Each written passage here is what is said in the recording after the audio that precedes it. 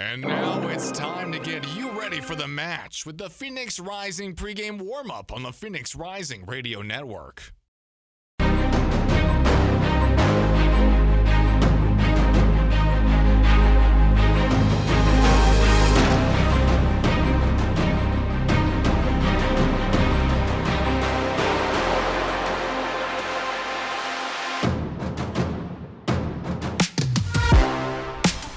On a superb Saturday evening in the desert, Phoenix Rising once again at home to take on San Antonio FC in a new-look competition in American soccer. It's the USL Jägermeister Cup on Rising Radio, and tonight KAZG 1440 AM. Ryan Sikora, Kevin Cardez, Ronan Haycoop, and Ryan Myers for this Rising Radio pregame show. And Kevin, we'll start with this one.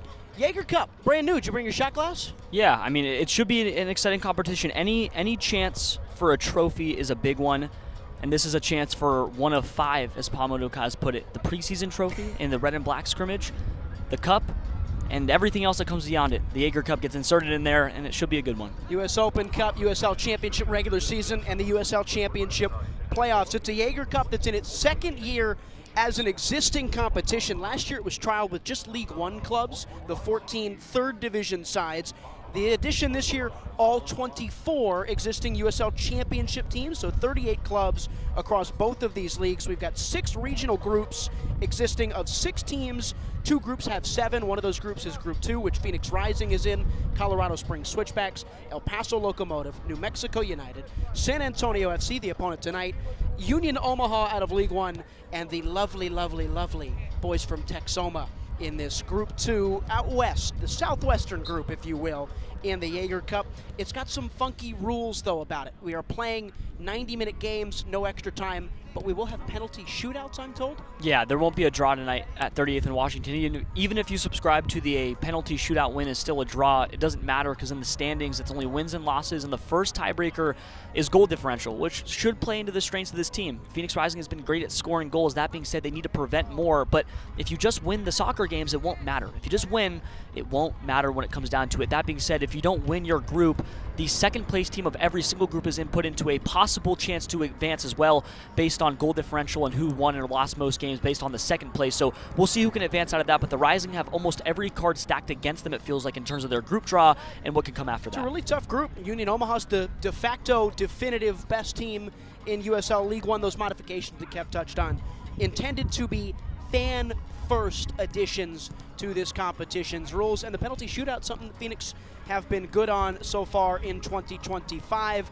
We mentioned the friendly confines staying at home. Last week, the day before Easter, an afternoon contest against Sacramento. Rising sluggish out of the gates. They fall behind 2-0. Gerald Margarita rescues them. Damian Rivera, some moments of brilliance in a 2-2 draw and a point at home. Yeah, I mean, Phoenix wanted to get in the win column at home against Sacramento. They had the matinee day game. It was the first day game in the history of the 38th and Washington Stadium. They've had day games before, but the first one in downtown Phoenix, and they couldn't bring back 3 points. It was a frustrating one because the same issue follows. They couldn't start the game strong enough, but this time they ended it, and against Detroit just a week before that, they didn't end well, but they started well. It's the juxtaposition of going back and forth and not being able to close or not being able to finish the job.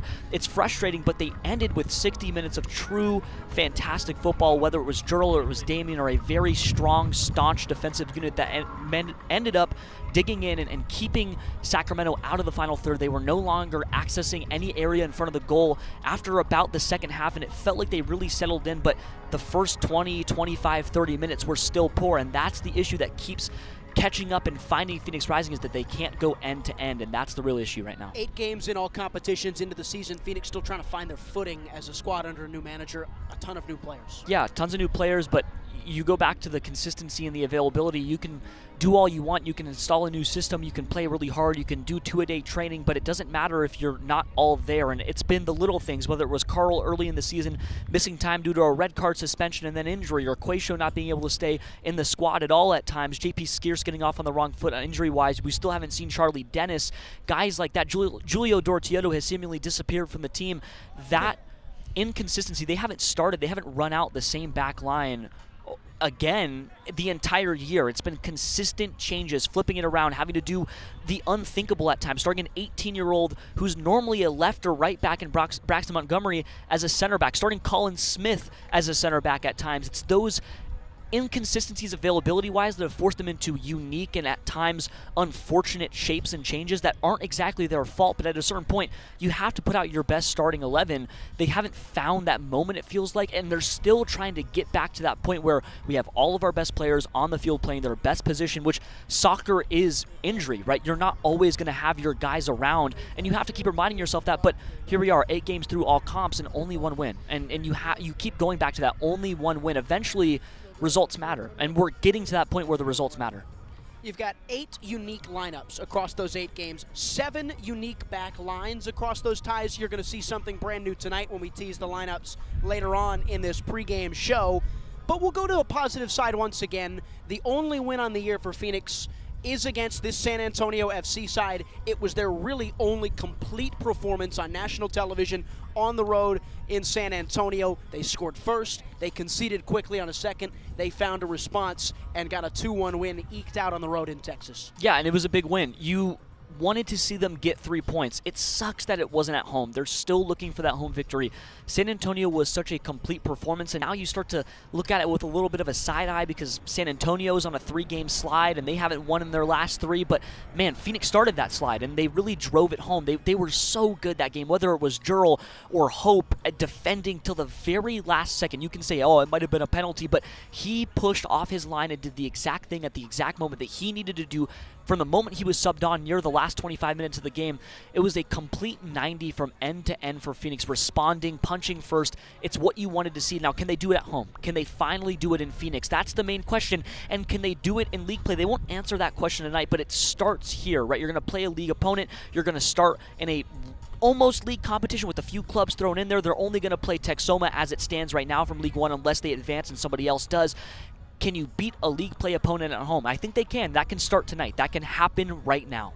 To close it full circle on the Jaeger Cup rules, those 6 groups, we will see all 38 teams in the 6 group phase groups, right? The winner from each group will advance, and the top 2 second-place teams will move on, and from there, it will become a random draw. So Phoenix having to navigate a group consisting of largely championship teams, they're going to have to find some points against similar level competition. Well, we can go through one by one. Colorado Springs, reigning champion in the championship. El Paso Locomotive, having a much better year than last year. They beat Phoenix. Oh, it felt like it was a 4-4 draw, but really they had their foot on the gas pedal the entire time. They draw against Phoenix Rising. That might be the weak spot because then New Mexico leads the West. San Antonio second in the West. Phoenix Rising, here we are. Union Omaha, reigning champions in League One. And Texoma, well, okay, shrug your shoulders there. But what a group, so talented but so strong, and how can you find a way out? But if you can, it sets a tone, and it really does matter. Players play for trophies. Paul will tell you that each and every day. Bring home a trophy. You can do it right now. Lots of fun, lots of fresh in a new competition. Drink it all in tonight here on Rising Radio. We'll step aside. This is the Rising Radio pregame warm-up. Zuzuchukwu's in. Arteaga! You're listening to Rising Radio, home of the 2023 USL Champions. Bliss and a burst of red smoke. Phoenix Rising, our home. Welcome to 38th and Washington. Stick around for more as our broadcast continues.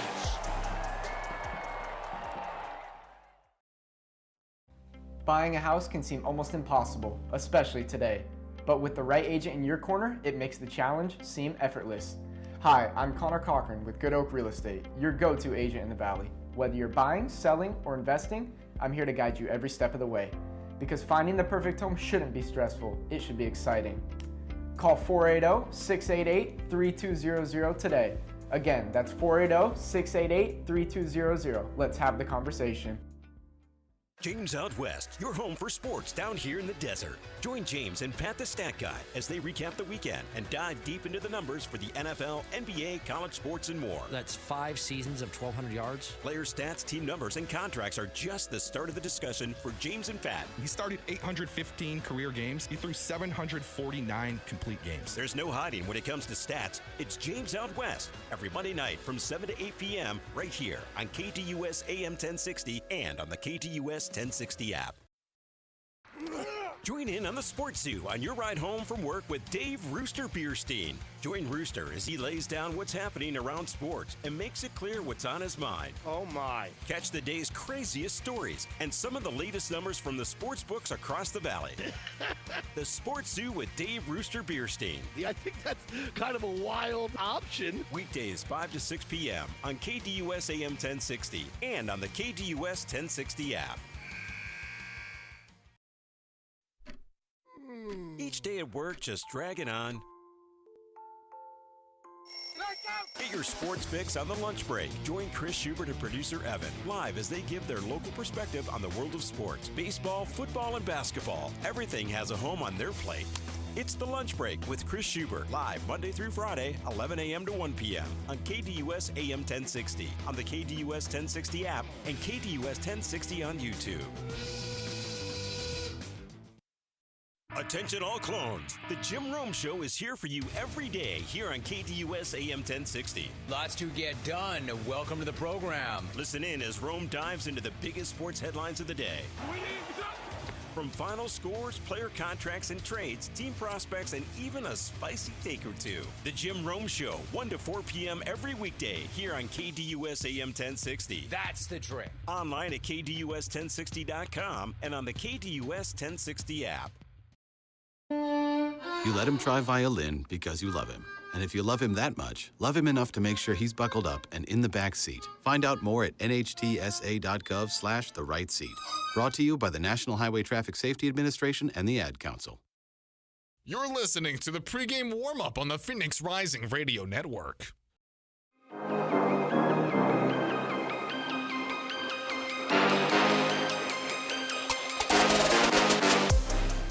It's great because more games, more opportunities to win trophies, because at the end of the day, that's what players are playing for, right? They're playing to earn a new contract, and they're playing to leave a legacy, and the legacy is all form of cups that you can play in. This for me is even as equal as important as all the games that we play. This is another game, to get better, to improve, and hopefully, get yourself in the right footing into this cup. So that was Mamadou Ka, Phoenix Rising's continued first-season manager, who has started off 1-3-4 in charge of Phoenix Rising FC, the 2023 USL champions. As we get a look at their starting lineup here tonight, if you're following along on our visual feeds, it's that traditional 4-3-3. Patrick Rakowski keeps his place in goal for Phoenix. Colin Smith, Potmore Boy, Braxton Montgomery make part of the back line. Carl Saint is the brand new addition into the back four for Phoenix. That's the 9th different starting lineup of the season in 9 games, the 8th different back line. Saint becomes the 9th different defender to feature in a starting lineup this season. Midfield 3 of Akello Skierson, Jamison Ping, the teenager, and Hope Aveyevu, Remy Cabral, and Isan Sako leading the line. It's Aveyevu, Kevin, in an awkward position starting high off the left. Yeah, it's weird too. You don't really know how this midfield's going to work. I think that Hope really helps navigate the traffic in the middle of the field for Phoenix, often finding those spaces that it feels like Noble and Carl haven't been able to access at times.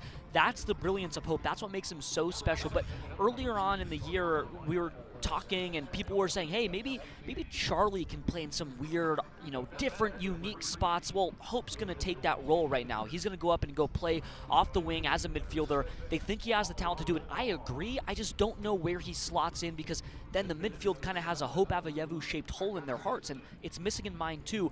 That being said, he's been fantastic all year long. He has been so good for Phoenix, and that's why you're happy to see him on the field. It's different tonight, and we'll see how it works. 2 goals, 2 assists for Aveyevu to start this year. As we show you the opposition tonight in San Antonio FC, Carlos Llamosa's side started 4-0 in the USL Championship, lost 3 straight in all competitions, battled back to get a win in the midweek in the championship. They enter in a 4-3-3, 4-2-3-1 type of look with Daniel Nemani starting in net for the first time this year. Shannon Gomez, Mohamed Omar, Mitchell Tainter, and Juan Sebastian Osorio in the back. Lucio Berron and Nicky Hernandez start in the midfield with Dmitry Arafiev, the Russian teenager, and a front three of Luke Hawkinson, Juan Aguadelo, and Diogo Pacheco. No Jorge Hernandez in the starting 11 for San Antonio tonight, but Mitchell Tainter is a much welcomed continuing return for Yamosa's team. They've been phenomenal all year with him in the team. Yeah, Tainter missed about a month earlier this year. He didn't play against Phoenix when Phoenix beat San Antonio on the road at Toyota Field.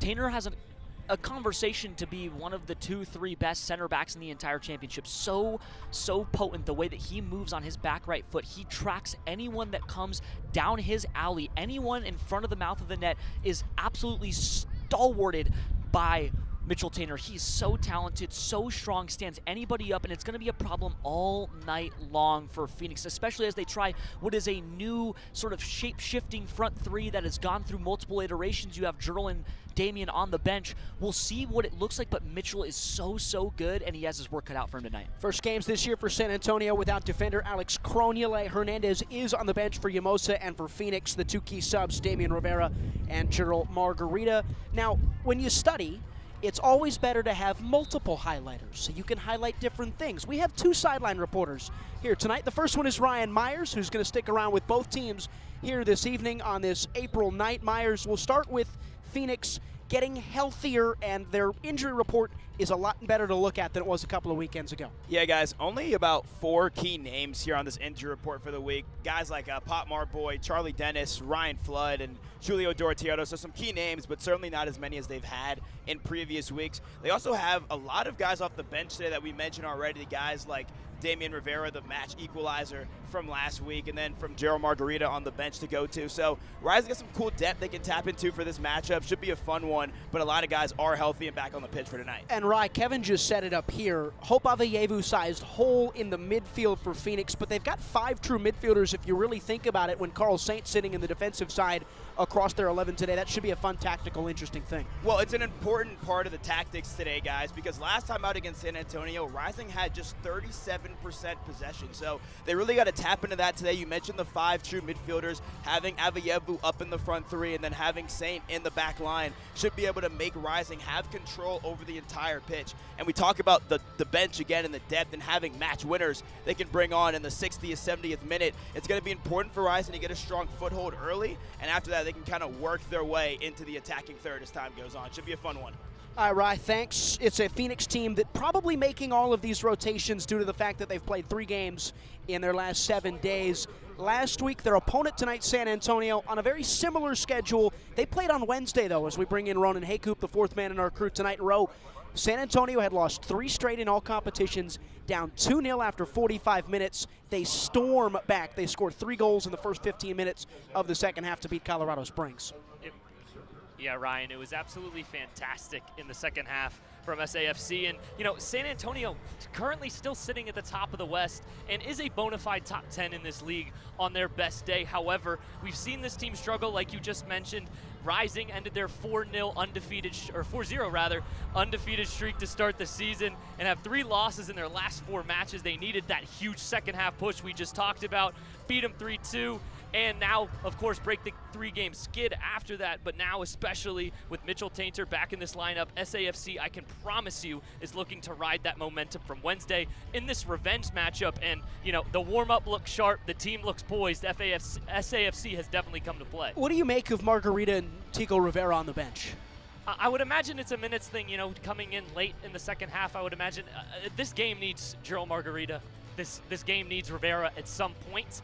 But I'm not the coach. I'm just sitting here on the sidelines. Definitely we'll be waiting to see when those guys take that training top off and put the match-fit jerseys on. All right, Ro, thanks. I can confirm he is not the coach of either of these teams. Kevin, same question to you. What do you make of no Rivera, no Margarita in the starting 11 from Pamadou Khan?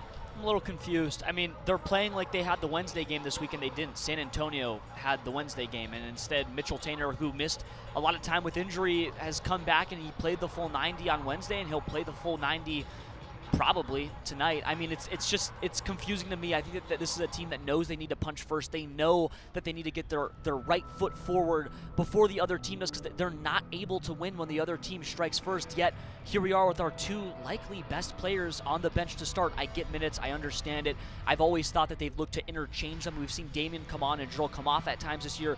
This time you put both on the bench this time, and it just feels like you're waiting for the other team to score first. Maybe searching for control in the middle of the park. You play Avayevu, a natural midfielder out wide. Isan Sako loves to drift in as well.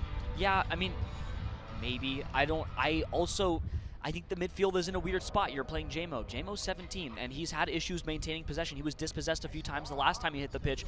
He has troubles, not because he's not talented enough, but because he's learning to become a professional. That's a hard jump to make. You go from playing academy sides like Barcelona, Arizona, to playing Sacramento Republic. It's one of those things where you just need to settle in and become a pro, and I don't think that this is the game to do that, but Paul believes in these kids, and he thinks that they're so good, and they have been. Braxton Montgomery's a great example of one stepping up and playing to the moment time and time again. It's Jamo's turn now, and a lot of that does rest on his shoulders. Two teenagers in the starting 11 for Phoenix once again in 2025. San Antonio hoping to take advantage of that. They're a really tidy team that's atop the Western Conference through 7 games of league play. They're so talented, and it's interesting too because the race at the top of the West right now is a San Antonio team that prides itself on being so gritty and just getting down and doing the dirty work, whether it's the tackles or the challenges, winning duels, and just getting after it. They play such a tenacious style of football that it makes you want to be them too. And then New Mexico is just doing the exact same thing they did last year.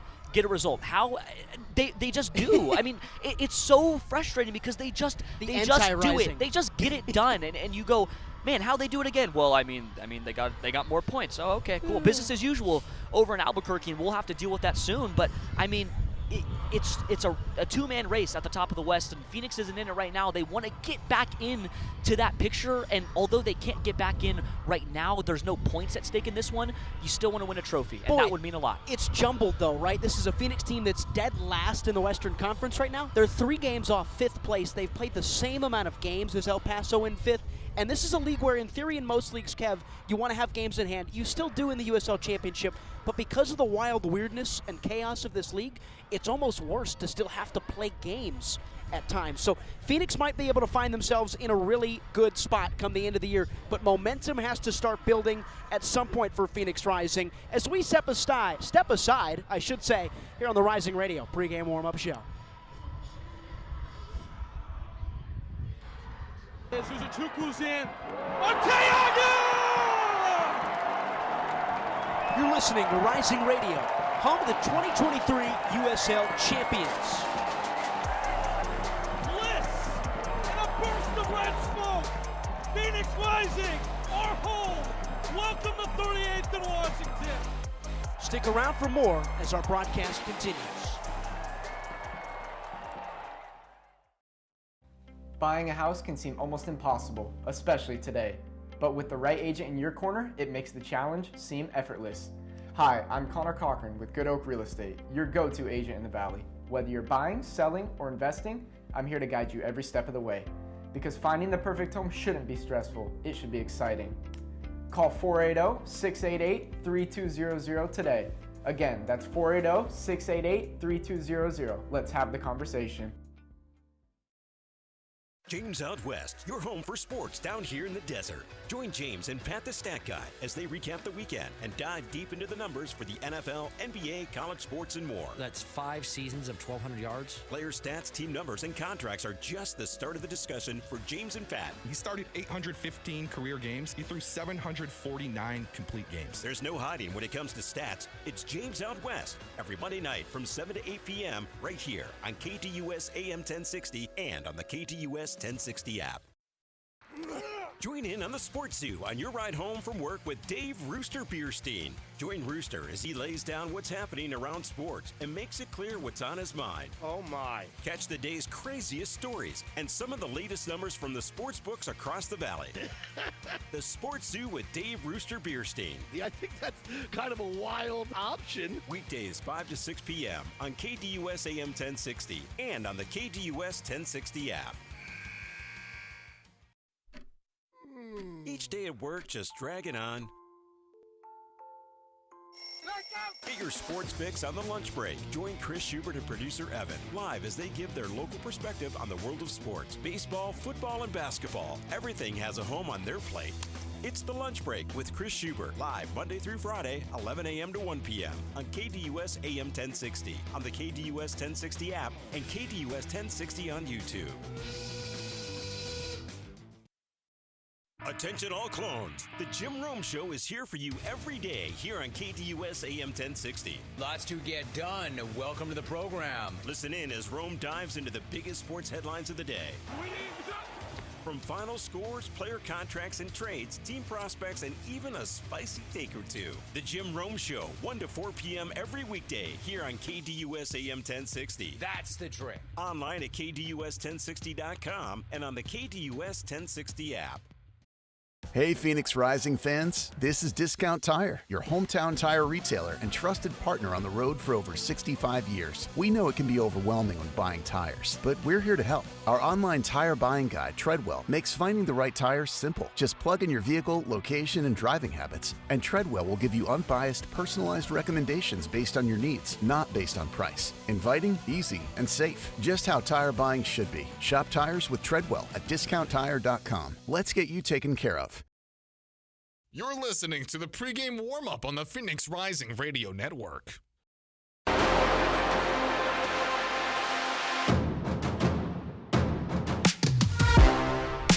Back for the final block of this Rising Radio pregame warm-up show. Ryan Sikora, Kevin Cardez. We'll get right into it. Keys to the game. Phoenix trying to continue to play end-to-end football, Kevin.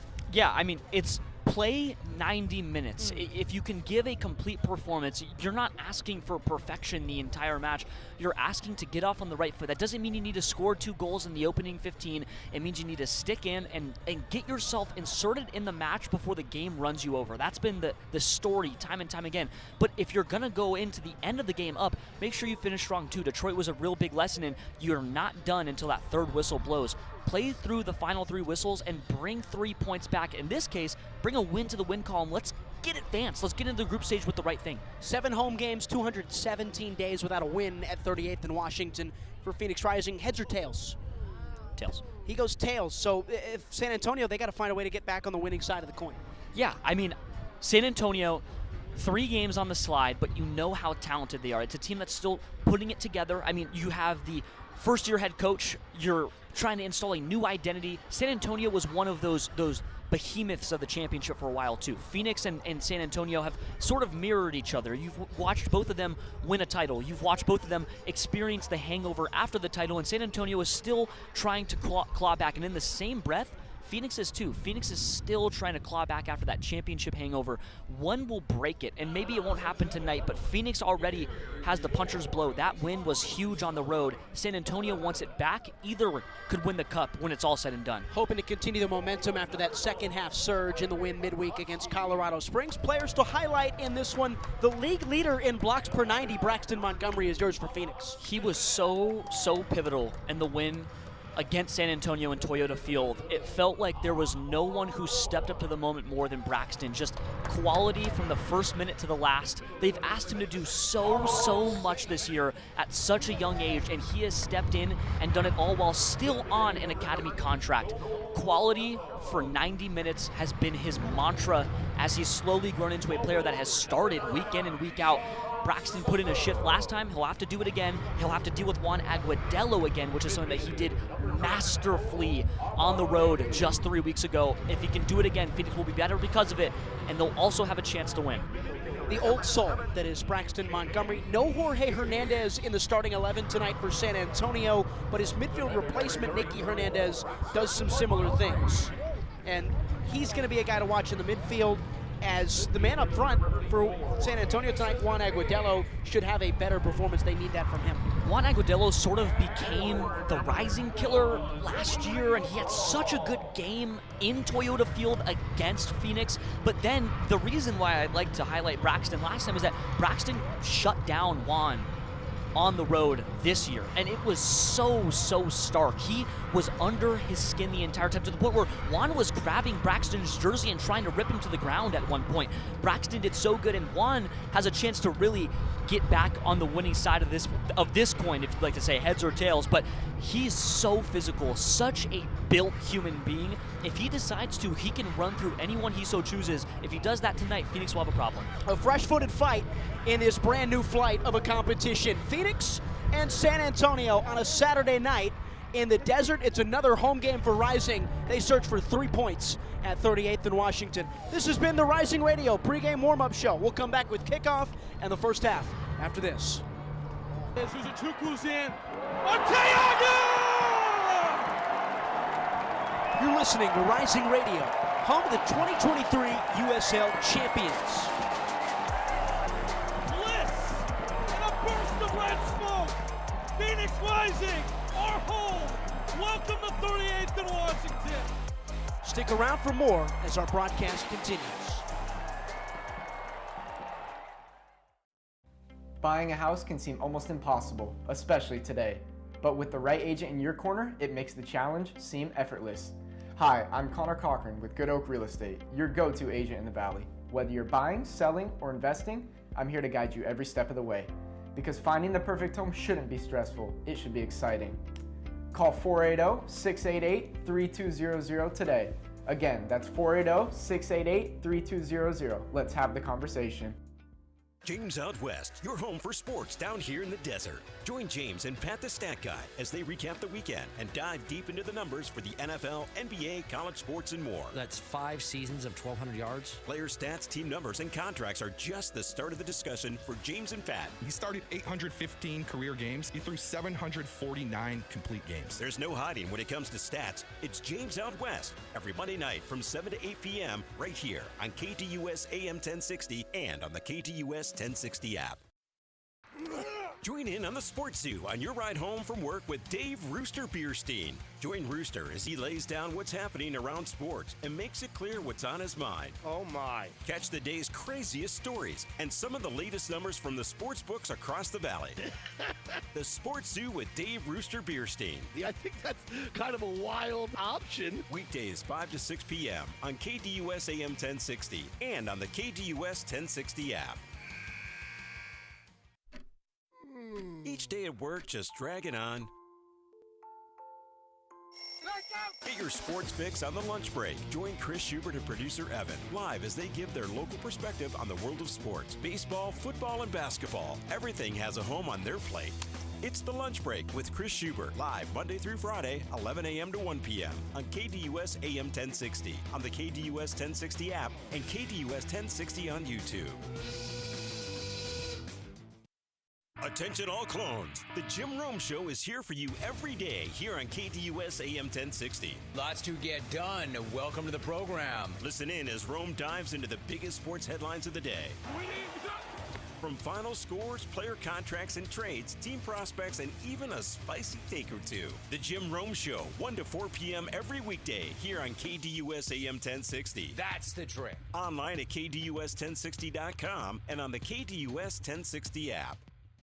Hey, Phoenix Rising fans. This is Discount Tire, your hometown tire retailer and trusted partner on the road for over 65 years. We know it can be overwhelming when buying tires, but we're here to help. Our online tire buying guide, Treadwell, makes finding the right tire simple. Just plug in your vehicle, location, and driving habits, and Treadwell will give you unbiased, personalized recommendations based on your needs, not based on price. Inviting, easy, and safe. Just how tire buying should be. Shop tires with Treadwell at discounttire.com. Let's get you taken care of. You let him try violin because you love him. And if you love him that much, love him enough to make sure he's buckled up and in the back seat. Find out more at nhtsa.gov/the-right-seat. Brought to you by the National Highway Traffic Safety Administration and the Ad Council. Let's get into the action. Phoenix Rising Soccer, live now on the Phoenix Rising Radio Network.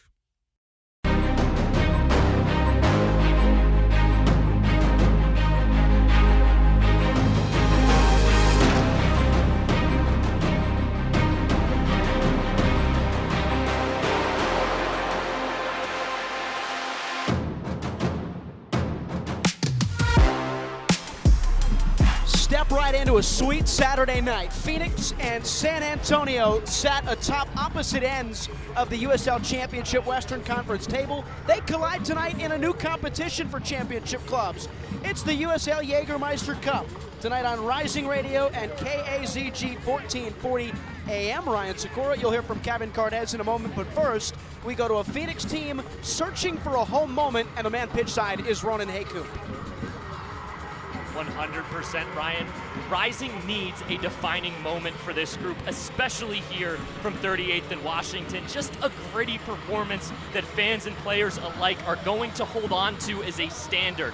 I'll cite that El Paso game in August of 2023. At the time, there was questions surrounding Rising's quality as a group. In a rivalry game, they poured 5 on El Paso with 4 yellow cards, had the grit, and showed their quality as well as their heart. You'd hope Rising doesn't need a 5-goal result today, but this group needs their moment, and with an SAFC team that is very human, I'm sure the South End would love to see something along those lines. Ro, thanks. As we spin towards this game, Phoenix entering a fabulous 5th competition of 2025, already playing and seeing the magic of the U.S. Open Cup onto the round of 32.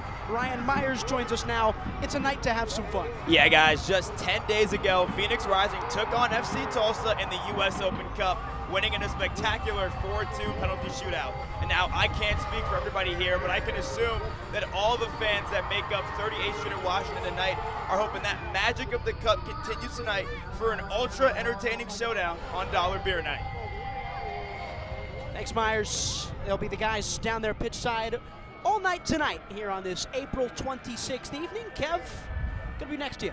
There's a chance for Phoenix Rising to finally win at home for the first time in over 200 days. I like the way Ronan put it. It's making your mark and setting the standard. The standard hasn't been set yet. The standard right now is a few draws at home and a couple points. That's the standard that's been set. It's been getting back when the going gets tough and managing to find their way back into games at home, but it's not winning. You can set the standard today. Hope the magic of the cup continues. Carry on what you started against Tulsa when you won in penalties just a couple weeks ago. Do it at home. Do it for your fans, because everybody here is here for a good reason. Do it for them. Same shirts as that wonderful Sunday afternoon win in San Antonio for both the Phoenicians and the Alamo City Club. Phoenix clad in their traditional home kit, the bright red with the white accents. San Antonio in the white shirt, the teal numbers. What'd you call it again? What was the name? It's the Viva kit. The Viva kit. They are hoping to live some life here on this Saturday on the road. The goalkeeper for San Antonio is Daniel Namani, makes his first appearance of the year. He's wearing yellow. Patrick Rakowski gets his goalkeeping leading 5th start in net in black for Phoenix. A referee crew in blue, led by Eligio Origuin in his 99th USL Championship regular season game. He gives out a lot of yellow cards, just a shade under 5 a game for Origuin. Brendan Lucas, Ben Davis, and Alan Martinez, the rest of the crew. Martinez is the 4th. As Origuin blows his whistle, and Phoenix will send us off and running. And we will have to restart the clock, I think. It went a second too soon. They pump fake the scoreboard out. Happens to the worst of us. They got our guy too, Casey Smith, producing for us here on this wonderful Saturday, as we are now going, and we're running away. As that ball is shoved skyward by Carl Saint on this wonderfully whistling windy night. And Saint corrals it for Phoenix, and they'll go all the way back to Patrick Rakowski. Phoenix traveling towards the south end in this opening 45 minutes, Kevin. I imagine you're going to kind of see a back 3 look that shifts and morphs with Carl Fred Saint starting as the air quote center back tonight. I don't think he's going to be a traditional center back. In possession, he'll flow up and play a central midfield role. We'll see in defense what it looks like, but immediately when Carl got his touch, he moved it back to the goalkeeper and it sunk in. Tucking Colin Smith and Braxton Montgomery, the fullbacks, in? Yes, absolutely. And Braxton can be involved on the ball. He's shown time and time again he's composed and has ample skill when the ball's at his feet. They can go to him more often, especially when Colin Smith is starting off the right, which he didn't do last week. Good build up from San Antonio. Finding Namani in his own 6. He skips a line for Juan Sebastian Osorio. He's taken off the ball. Montgomery wins a header for Phoenix, but it's put into the middle of the park. Luke Hawkinson driving forward in the 2nd minute. Hawkinson towards the box. Hawkinson teeing up Juan Aguadello, snuffed out by Potmore Boy. Only as far, though, as the corralling touch of Lucio Beron. And now wide and back into the mixer for Nicky Hernandez, who's taken to ground by Remy Cabral lazily. And that's an early free kick for San Antonio, a shade above 90 seconds into this contest here. The Jaeger Cup, the USL Jägermeister Cup, which last year was just the 14 League One teams. It was a successful trial, so they step it up to everybody in the USL ecosystem, all 24 championship teams, 38 in total across 6 groups. Rising in Group 2, the Southwestern group of 7 sides, 5 championship teams and 2 League One teams, Union Omaha and Texoma FC. 3rd minute, Hernandez center of the circle. Swings it back, a touch wide. This is more space to operate for Osorio. Now Pacheco, drifting ball over the top for Agudelo, well shielded off by Pop Marboy. Scoreless so far.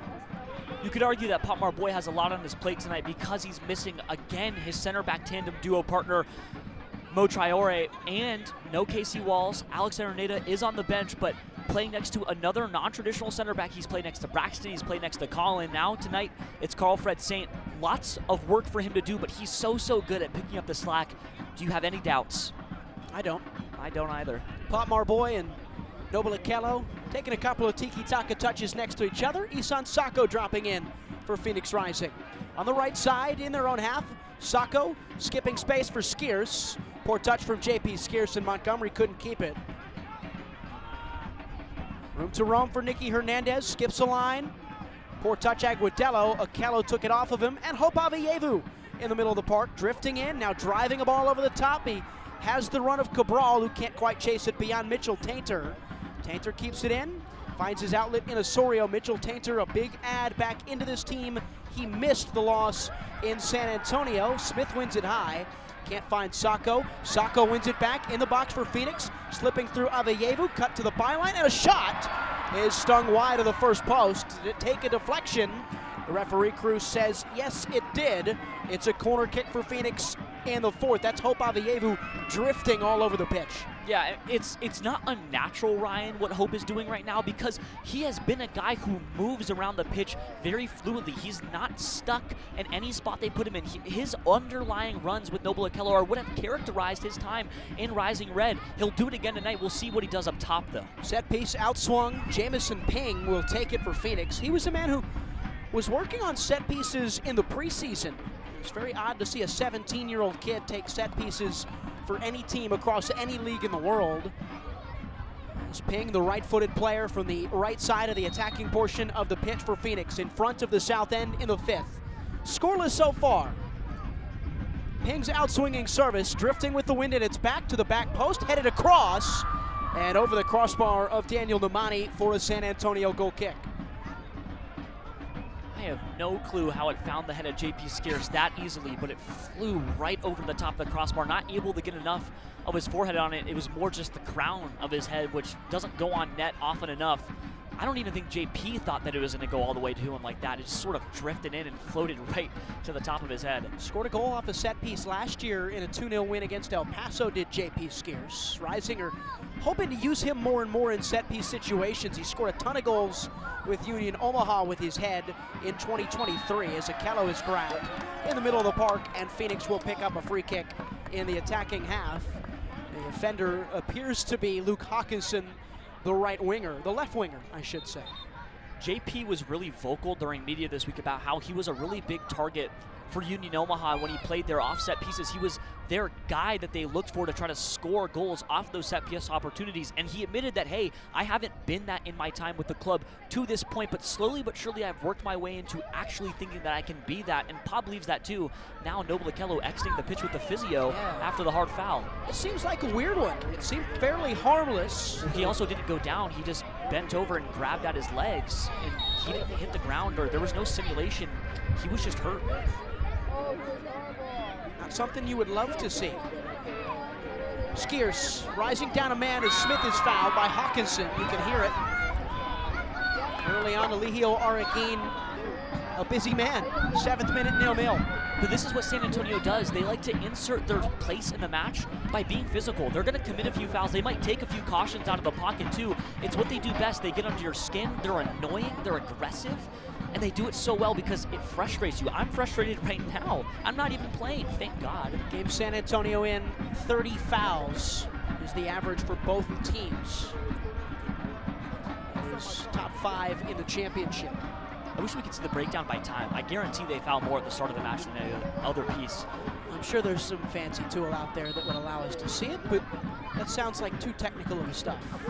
Sacco, wide right, driving at a defender, shakes him to the byline, cutting into the box. Isan Sacco, low-driven ball, denied by Nemani, cleared away by San Antonio, but only as far as Jamison Ping. He sets it back for Colin Smith.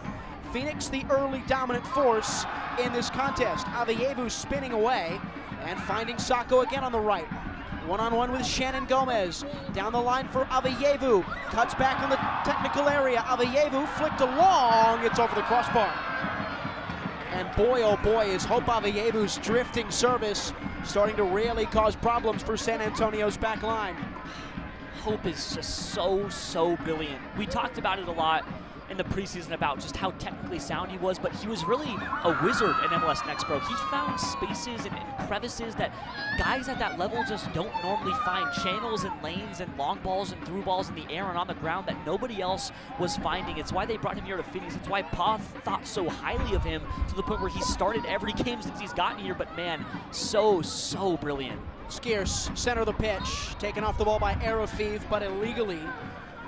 18-year-old Dmitry Arafeev, the Russian. Phoenix have another free kick. Noble's back on too, important note. It's a good catch. It's better to play 11v11, I'd say? I would say so.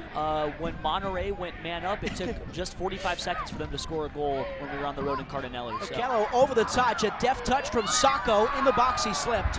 Down the right side, and Tainter defending well. Whose throw will that be? Last touched off Tainter or Smith? It's Colin Smith. So a San Antonio throw deep in their own half, and look at the bodies corral themselves in that corner.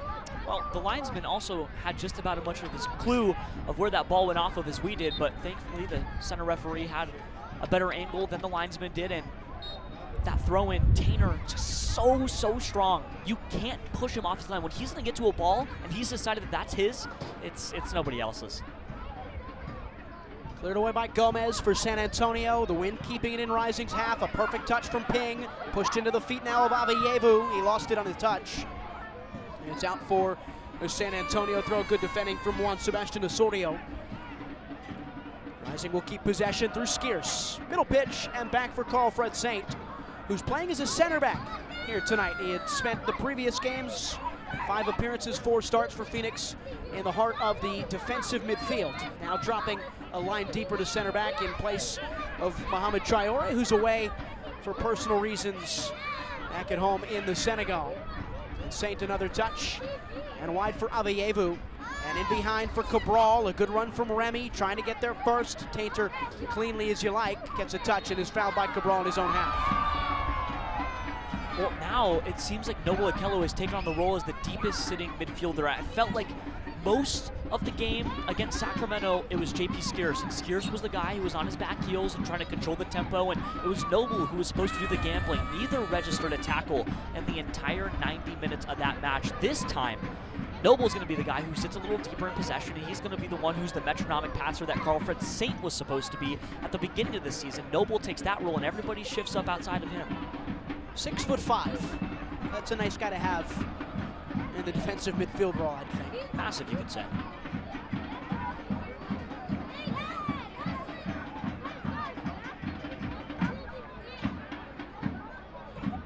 Wide for San Antonio, attacking space for Diogo Pacheco, turning back in towards middle park.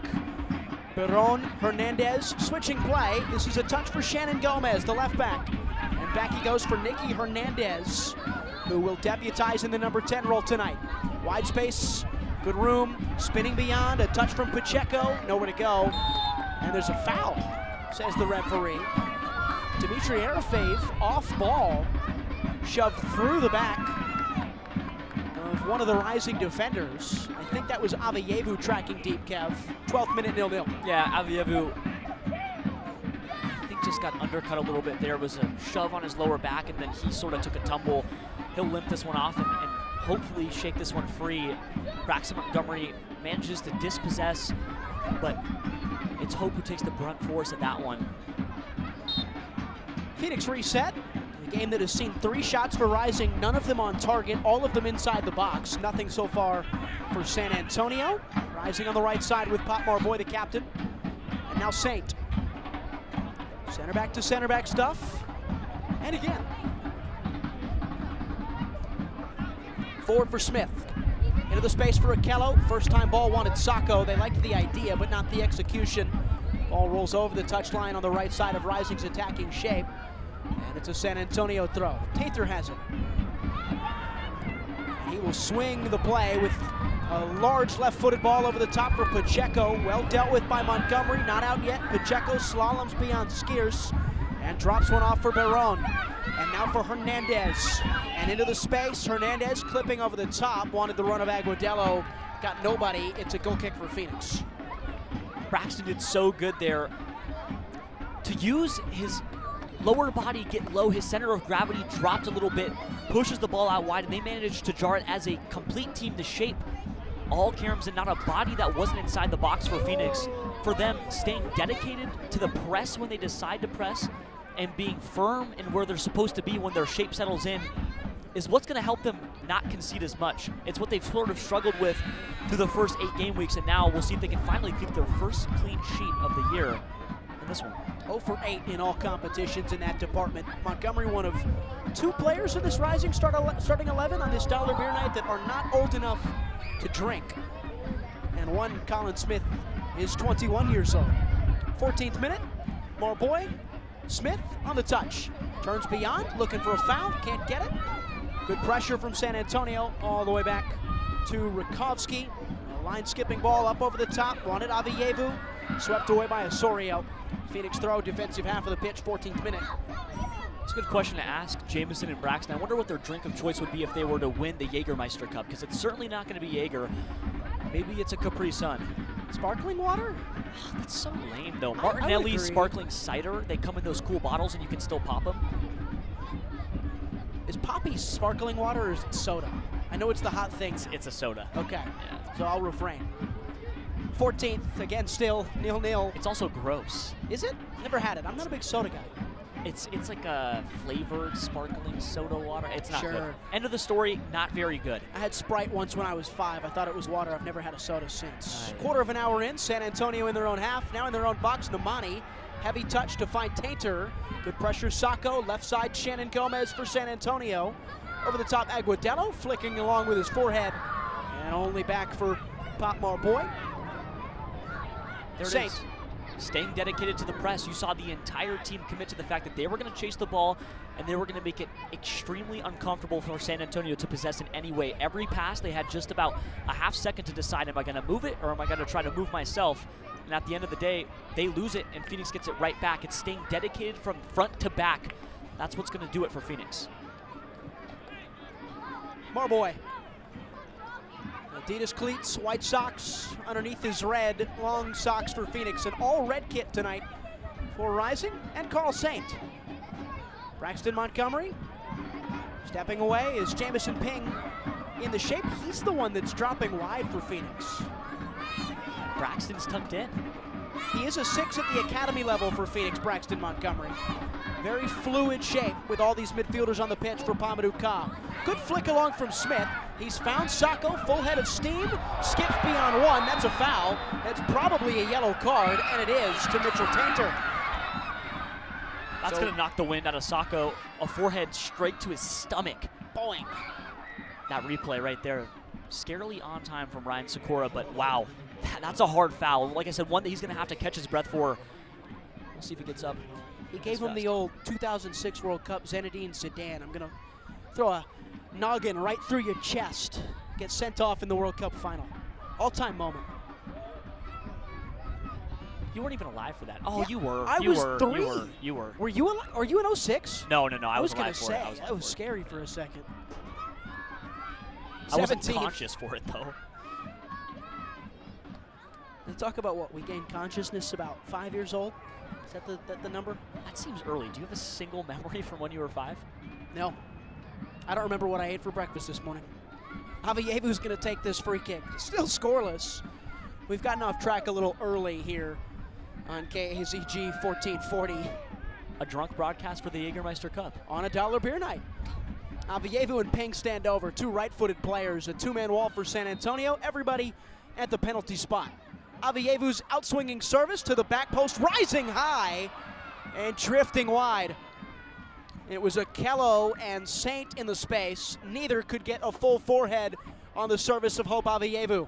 Can't ask for a better set-piece delivery there from Hope Avievu, just perfect to that back post. If anyone is able to get pretty much any body part to that, there's a chance that it goes towards the net. Maybe it doesn't go all the way in. Keeper stayed on his line, but wow, that's a fantastic piece of service from Hope. San Antonio choosing to build. Perron and Tainter, and looking forward, it's Agudelo with Saint. Agudelo, a good first touch, rising Corral behind. Space for San Antonio. 18th minute, Pacheco. Whipped wide for Shannon Gomez. Gomez, the left back, overlapping run from Arafeev. He's tripped up, but there was no foul, and it's a goal kick. Colin Smith said Arafeev was looking for contact. Noble Okello gave a clap. Well done by Phoenix to solve that defensive problem. Sort of take a deep breath and a sigh of relief after a tackle like that. Colin Smith, although he says that there was contact asked for, he initiates it, and there's a chance that if anything goes wrong there and he doesn't get to the ball first, that you could see a whistle and a point to the spot. Colin Smith had a chance, and he capitalized. They managed to erase the mistake that they committed earlier. Thankfully, it stays 0-0. Man, it is windy. So windy. I'm kind of cold. It was totally a pants night. I didn't get the memo. I left mine at home. You sent the memo. I wore shorts. I didn't just, Happens to the best of us. 19th minute. There's a foul. Man, does Eligio Aranguin love to slow the game down. This is 5th championship game of 2025. The referee averages 5 yellow cards a match. Long ball over the top from SAFC. One out of the air by Pacheco. Can't be touched down by Arafeev. Avievu in his own half and back for Marboy. Phoenix in possession on the right side with Colin Smith, defensive half. Into the space for Sacco, turns away, looking for the overlapping run of Smith, a little delayed, and clearing away is Tainter. He thought he'd want to throw for his side. It went off his own teammate. Right in front of Pamadou Ka. Sat on his cooler just outside the technical space. Agudelo dropping deep, the striker for San Antonio. A former U.S. men's national team player, Juan Agudelo. 28 times for the red, white, and blue. Mostly through the dark periods, I'll admit. Osorio. Hernandez, he turns out of trouble. Into Sacco, and back for Tainter. 20th, 0-0. Still not a shot for San Antonio to start this game. It has quickly bored out 57% of possession. Shading towards Phoenix, 0.75 XG for Rising, all coming in front of the south end. Heavy pass through midfield, a good turn from Lucio Perron. Wide he went, but cut off finally by Braxton Montgomery. Jamison Ping is down on the ground in a heap as Avievu drives forward for Phoenix Rising. And back for Scarce, a lazy ball is cut out by Pacheco. Hernandez, Hawkinson, and Marboy stepped in front. Okello. Wide for Smith, you can hear the screams. Jamison Ping is stuck on the ground. Jamison sort of stuck on the grass there. He was calling for a stoppage in play. He tried to get up, and he did initially. He sort of hobbled and limped his way over the half line, but then he just collapsed to the ground in a heap trying to call for the physio. Nobody was going to stop the runner play. San Antonio got the ball back, and they surely weren't going to give it up, but now J-Mo up on his feet under his own power. That was a scary moment there for the 17-year-old. He is up. Again, this is his 4th appearance of the year for Phoenix, 5th in all competitions. It's his 2nd start, huh? It's pretty impressive. What can you do at 18? Show up and rap the chords for Rising Radio, I think. Yeah. You can be Casey Smith. Good bit of keepy-ups from the referee as we restart play. Good touch. It's class. Ping will stay on the pitch. The physio didn't come out, so they don't have to take him off. Jamison Ping, the 2nd ever player from the Phoenix Rising Academy to achieve a pro contract. He became the 2nd youngest starter in club history and the 3rd youngest debutant. No one will ever top 14-year-old Ansu Kane. He was just barely in high school at that point. Carl Saint, 22nd, left side, a touch for Ping. He turns away from trouble, finds a pass in Montgomery. Good pressure from San Antonio, but it yields a rising throw. Left side, defensive third.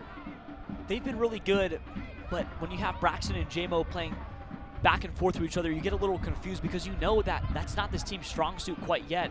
They couldn't navigate out of there, and San Antonio knows they're going to overload and pressure that little battery between the two of them and see if they can win the ball back in valuable spaces. Okello on the right side, turns in towards the half space in the middle of the pitch. Switching play, Montgomery. A much better start for Phoenix, 22 minutes into this one.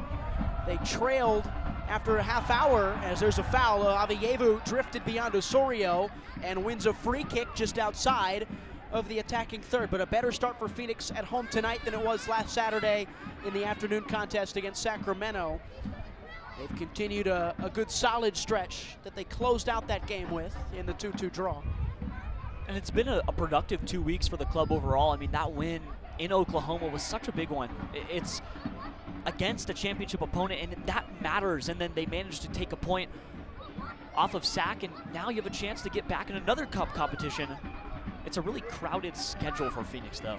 That's what happens when you're in 5 competitions trying to win 5 trophies. Don't mess with the red and black scrimmage.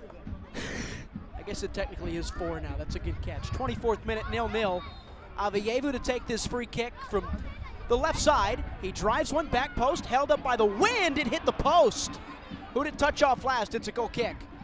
That one just stayed up forever. Okello missed it out of the air, and it was Skeers who attacked it on the back end, but wide.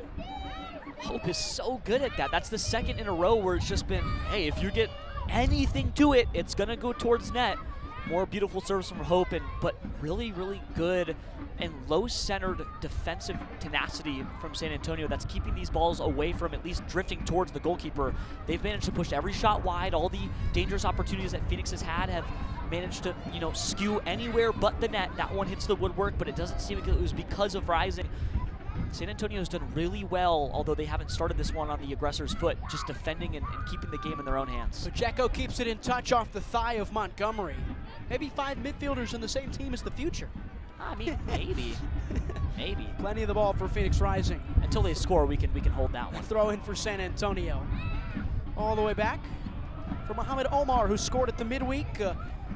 Beautiful headed goal that got San Antonio headed in the right direction. 25th, another touch for Omar. Rising trying to win at home here tonight for the first time since September 21st of 2024. That was against San Antonio FC, a 4-0 thumping. Omar did not feature on that night, nor did some of the players on this pitch for San Antonio. It's a largely new-look side. Montgomery couldn't touch it down, but he wins a throw.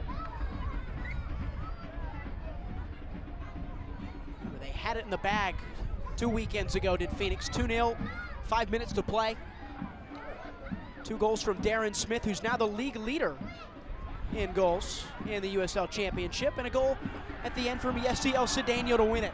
Phoenix switch out of trouble to the right side with Smith, and now to the attacking third with Sacco. Sacco low driven towards Remy Cabral. He keeps it down, uses the space well, couldn't drift beyond a defender, and Shannon Gomez clears it away for San Antonio. Phoenix will keep it 26th. Didn't feel like going wide there was the value play. They could have gone right down the middle and tried to get a better chance on the actual net, but they push it out wide, and then San Antonio does what they do best, get back and defend. Rising, driving into the box, and it went over the end line for a corner kick. Another one for Phoenix. It'll be their second from this right side. Ping will trot on over to take it. A very full Banditos section tonight, the south end, the supporters group for Phoenix. Pretty good crowd in general, probably the biggest of the year. I'd say so. The wind is kind of drowning it out. Ping will drive one towards the first post, headed away by Tainter. Second ball, Saint surging towards it, he keeps it in touch. Wide for Avievu on the right side. Okello, fancy feet, Ping, Even fancier, drifting his way beyond a defender. Really well done by Jamison Ping. And he continues, and Ping finding room. He goes to ground inside the box. No foul, says the referee.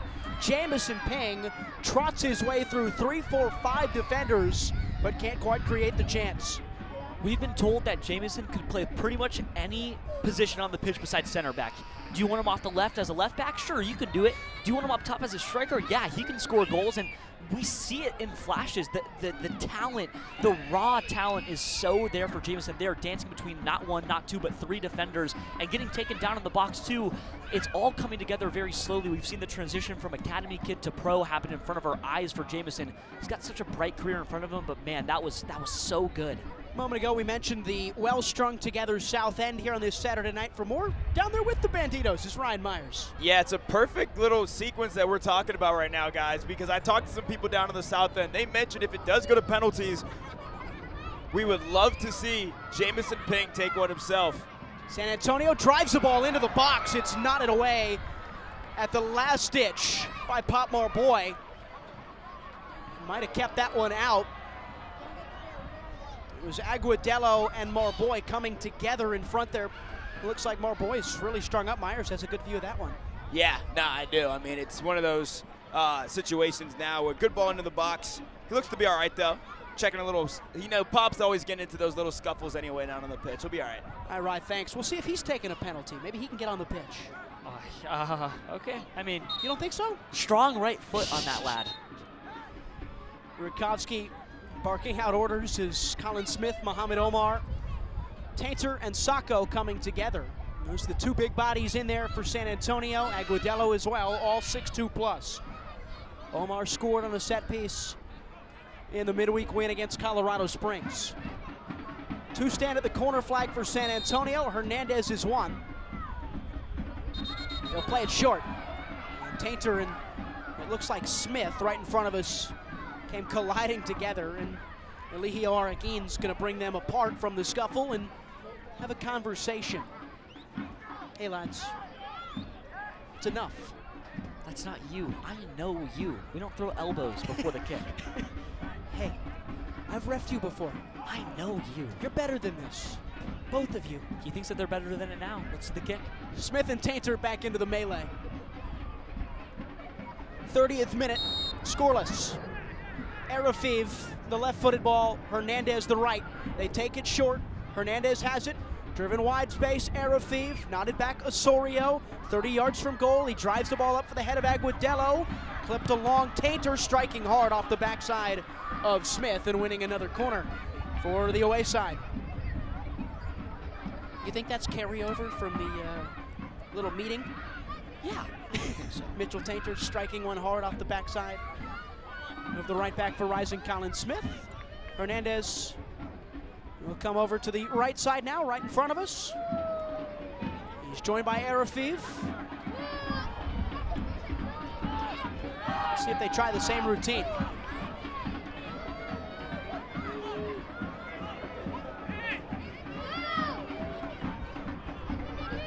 Barking orders defensively is Phoenix. Hernandez, a hand skyward.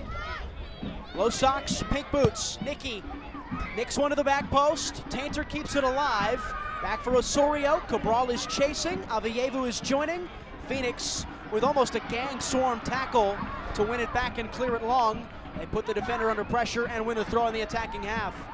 Man down on the pitch for Phoenix is Marboy, and we will stop play. And that might be carryover from earlier. Pop Marboy down maybe 30 yards from his own goal.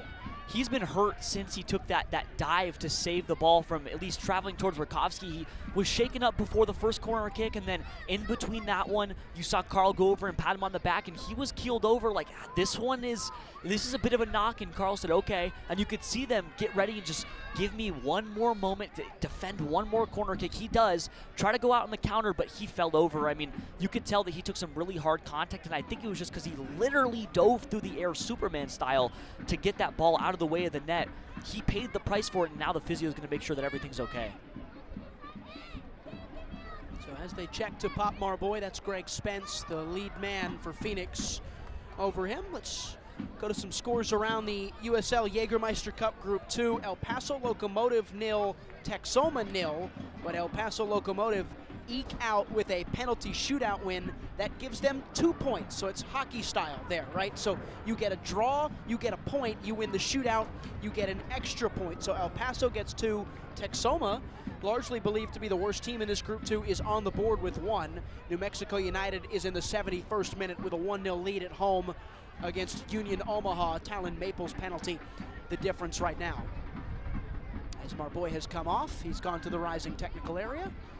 He will be checked and likely rejoined in a moment, I'm sure. He'll tough it out, the skipper. He's down, though, on the sidelines. It's not like he's having a quick conversation with Spence. He's laying back down now on the near side touchline. He's not ready to go back in when they blow the whistle. At least it doesn't look like it. And now there's a ton of questions. If he's unable to continue, and you hope he is, and you assume that he'll tough this one out, there's not a lot of options left to go after Pop when it comes to center backs and just tall guys in general on the bench. Alex Araneta is the reserve center back in his team for Phoenix tonight. Rakowski in his own box, and Saint. And skipping a line or two to find Cabral. It's taken off by Barone. Interesting results from around the Jaeger Cup across the groups. It's a win and a shootout for 1 Knoxville. They beat Tulsa, League One over championship. Back for Arafeev, touchdown Pacheco, zone 14, Hernandez, he handled it. Took a poor touch off the hop, the wind just caught it. And Nicky Hernandez didn't like the awkward situation as Pop Marboy does rejoin. The other fun one, it's a USL Championship on USL Championship tie. Tampa 3, Miami 3.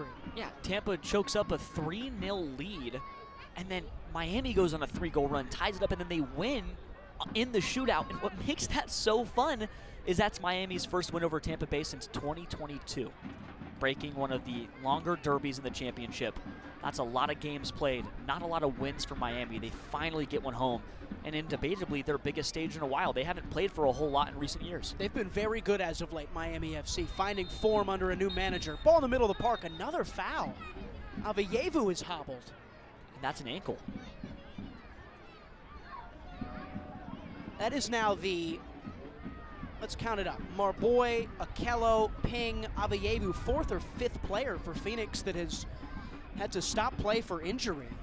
It's a big cardio day for Spence. We're in the 34th minute.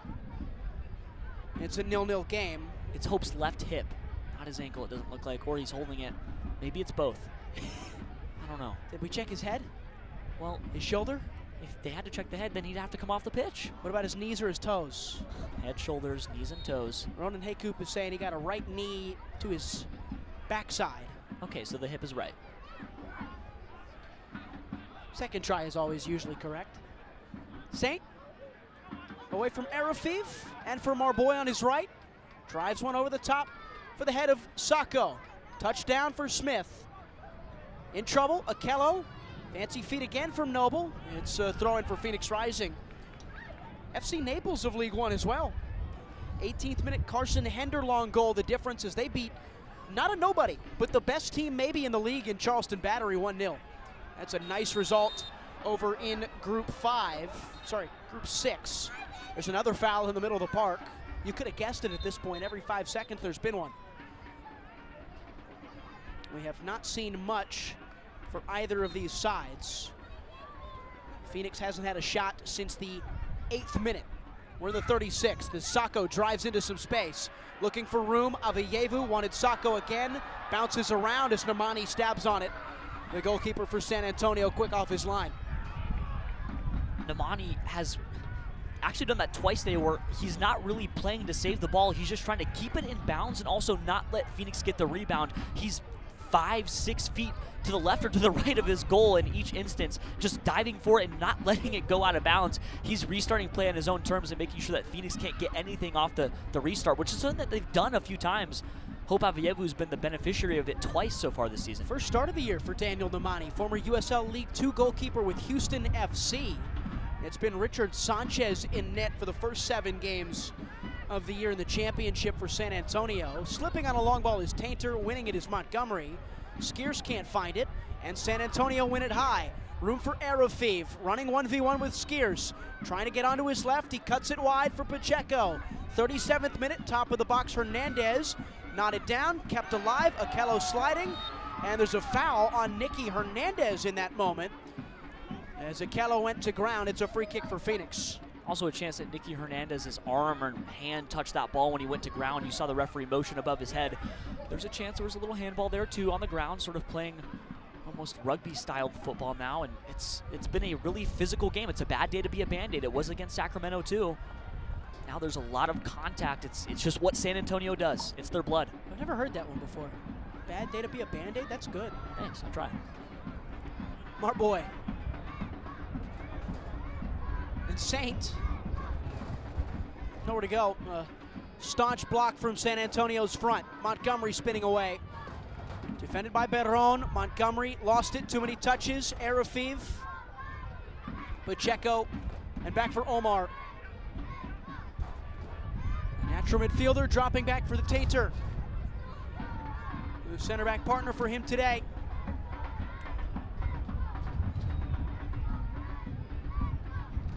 And Omar again. Probably the longest stretch of possession for San Antonio in a while here.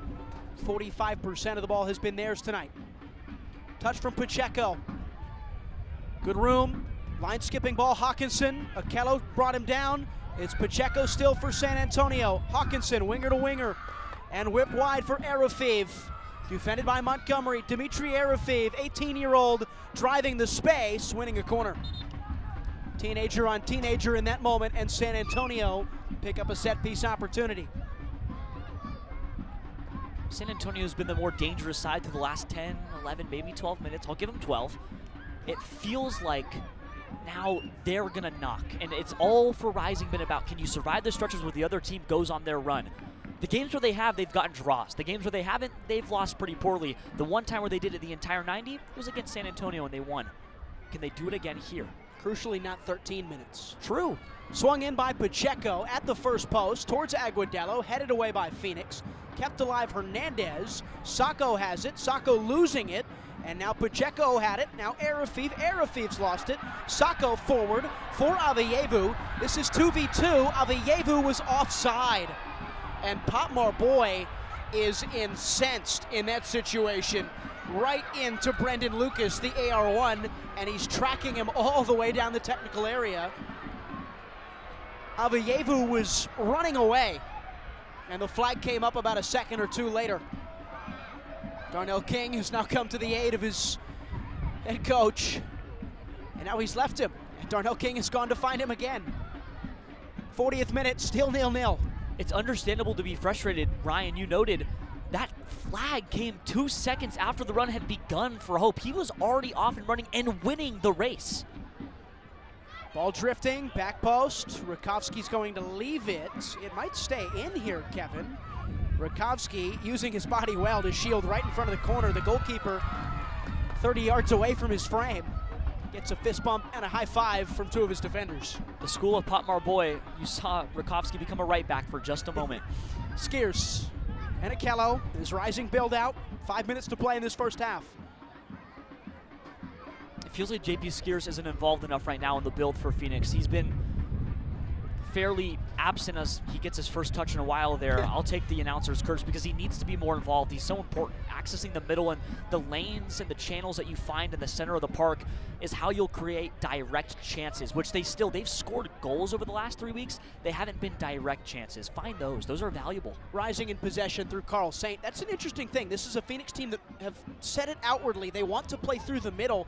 Saint, while he's probably been poor on the ball in that holding midfield role, he does have a large volume of touches when he is playing as the 6, trying to navigate the space. Yeah, absolutely. And he's the one who can start those plays where they can actually access the middle. But you saw even when it was Hope Aveyevu going straight down the center of the park, he pushed it out wide for Sacco and Colin Smith out to the right because they just didn't feel like they had it in front of net.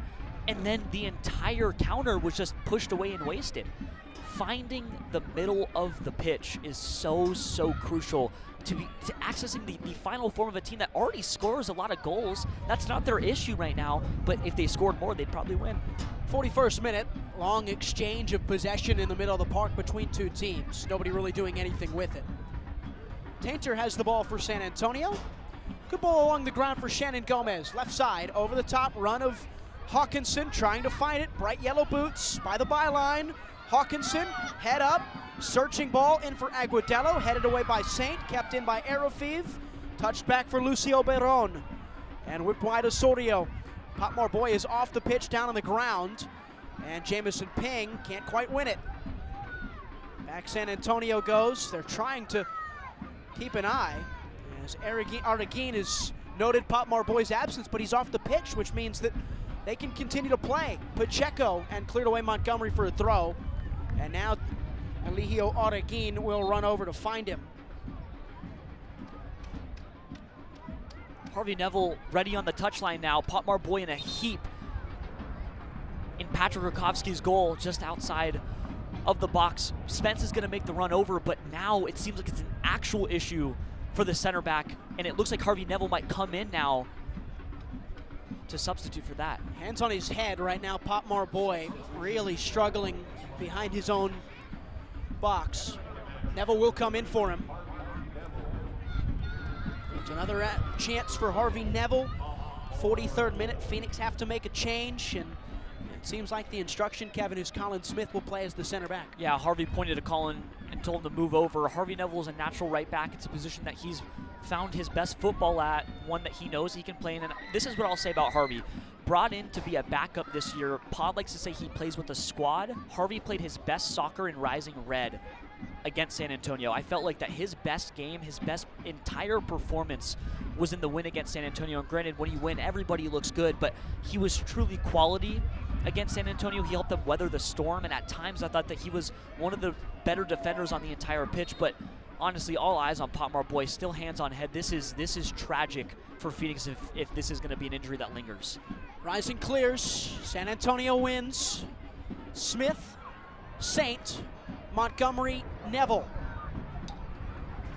None of those would have been expected back four members at the beginning of the year other than Colin Smith, but he's playing as a center back in the 44th. Line skipping ball for Arofiv. San Antonio on the run. Well defended by Carl Saint, who's looked more at home maybe? He's been all right. I think that, I don't say that as a knock, but he's defended really well. And then now it's like, but isn't he kind of cool in possession? Although he's had moments where he's given up the ball for free and it's been a little hard to watch, he's still the guy that can start those centrally moving pieces and really access the middle channel. Now more staff members walking over to Potmar Boy on the outside touchline. They're going to help him up and move him off, but Carl's done a fairly good job today, and now he'll wear the captain's armband through the center. One of the members of that Leadership Academy for Phoenix, Hernandez, all the way back for Namani in his own sixth, the San Antonio goalkeeper. He clears, and it goes over the touchline. Rising throw, middle of the park, left side. Skierce and Saint. As Kevin pointed out, that captain's armband nestled comfortably around his left bicep. Smith. 5 shots to 1 in favor of Phoenix, but none on target for any team. JP Skierce has sort of become the left back now, if you noticed it. At least in defense, or maybe in possession too. JP is tucked over to the left, and now they'll move. Montgomery is playing fairly high up the pitch in possession. Touch for Cabral, dropping deep in the center circle. Remy ripping one wide right. Sacco running. Sacco into the box, into the 45th. We're into stoppage time. Sacco driving low, and I think we will get 1 minute of stoppage time.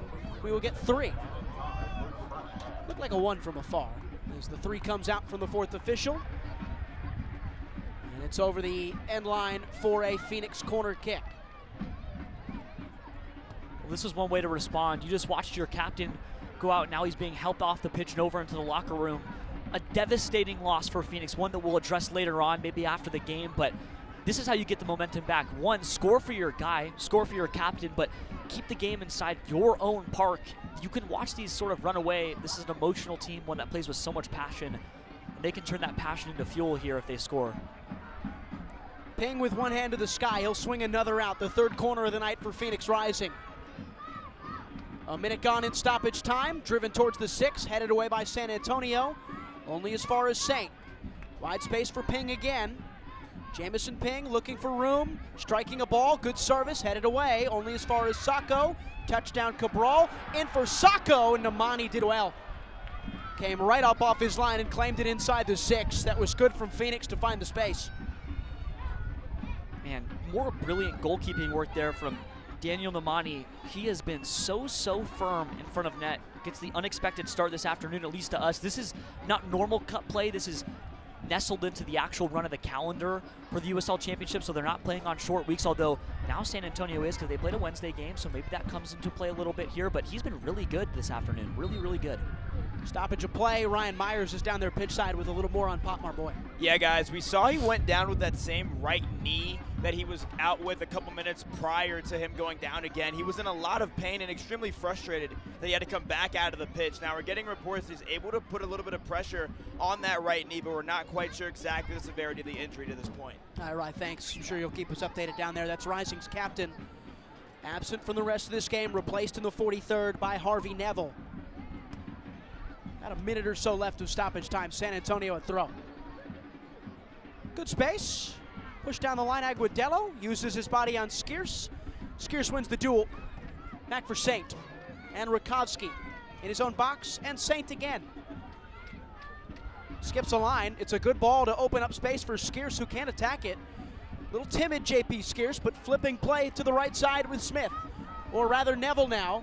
Harvey Neville driving inward. Pushing wide for Sacco. Isan Sacco looking for room. There's none there. Now Okello. Backwards he goes. Braxton Montgomery a touch. Probably the last passage of this first half. Wide for Ping. Teenager to teenager. And drifting downward for Aveyevu. Spins away from a defender. Aveyevu looking for room. Cuts one back. Wanted Cabral. Cut off by San Antonio. And over the top it went. Smith and Aguadello battling. And Smith got the better of Aguadello there. Rakovsky wide for Neville. One last roam for Rising. Harvey Neville driving one into the box. It's headed away. Will we get a corner? We won't. Referee says he's seen enough from this first 45, and we will be 0-0 at the break from 38th and Washington. Well, nobody scores. Nobody really gets home in the first 45, and now Phoenix has a monstrous task ahead of them. How do you fill the boots of Potmar Boy? They haven't done it all year because he's played literally all the time for them, and now they'll have to find a way to do it for who knows how long. If you notice, Sacco ran right to the locker room. That's somebody who they hold in such high regard, and Phoenix did a really good job weathering the storm. When San Antonio really tried to fight their way back into the game in the 30-minute to 40-minute mark there of the first half, they fought back, and they were able to stay very staunch defensively while San Antonio was still doing their thing. It was very calm. Phoenix was very composed, and they did enough to keep the score at 0-0, but it felt like they missed opportunities on net. Now, you look to the bench. You have Marga. You have Rivera. What can you do to find your goal, and how can you stake your claim in this competition? Or are we going to watch it go to pens? Scoreless at 45. As we step aside, we'll pause 10 seconds for stations to identify themselves here on the Phoenix Rising Radio Network.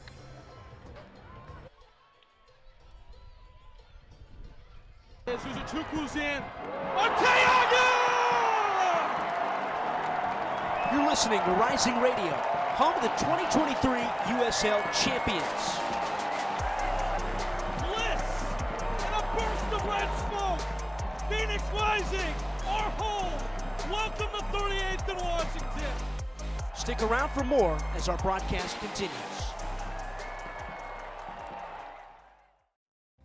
Buying a house can seem almost impossible, especially today. But with the right agent in your corner, it makes the challenge seem effortless. Hi, I'm Connor Cochran with Good Oak Real Estate, your go-to agent in the Valley. Whether you're buying, selling, or investing, I'm here to guide you every step of the way. Because finding the perfect home shouldn't be stressful, it should be exciting. Call 480-688-3200 today. Again, that's 480-688-3200. Let's have the conversation. James Out West, your home for sports down here in the desert. Join James and Pat the Stat Guy as they recap the weekend and dive deep into the numbers for the NFL, NBA, college sports, and more. That's 5 seasons of 1,200 yards. Player stats, team numbers, and contracts are just the start of the discussion for James and Pat. He started 815 career games. He threw 749 complete games. There's no hiding when it comes to stats. It's James Out West every Monday night from 7 to 8 p.m. right here on KTUS AM 1060 and on the KTUS 1060 app.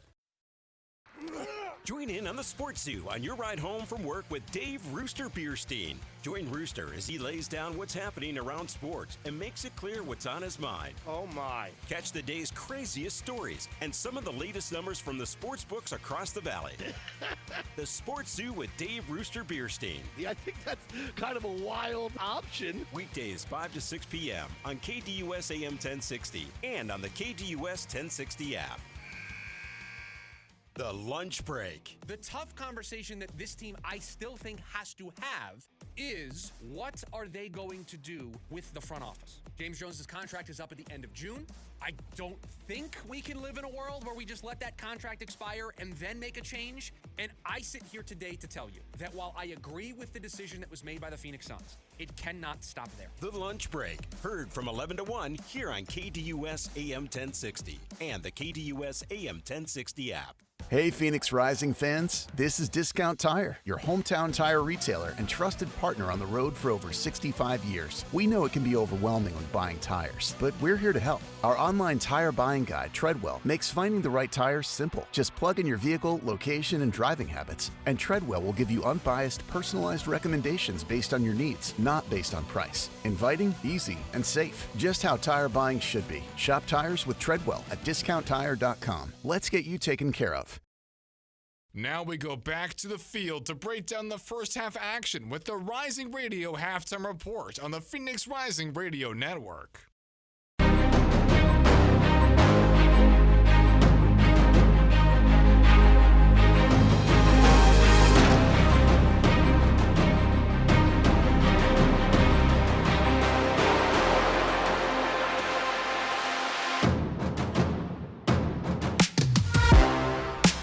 45 down, 45 to go from 38th and Washington. A scoreless start to this one at home for Phoenix Rising. Ryan Sikora, Kevin Cardes, Ronan Haycoop for this three-man group at the halftime report on Rising Radio.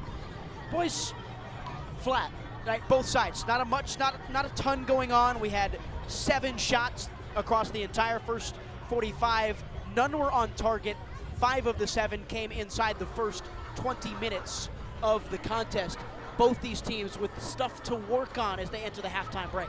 Yeah, but I think that Phoenix has more answers to the questions than San Antonio does. They have their 2 best attackers on the bench right now, and you know that they're waiting to unload that wagon and put those guys out there now. There's a chance where you can sink Hope Avayevu back in, let him rejoin the midfield, which has been lackluster in on the counter and in possession. You move him back, you put Damian out in his spot, you find out where you're going to put Sacco, and then you start to put the pieces together for a team that can score goals. Now, they defended really well, and we talked about it in the break, but Carl was pretty good as a center back. Honestly, solid enough. There's now even more questions with what do we do at center back because Potmar Boy is off the field for the rest of the game.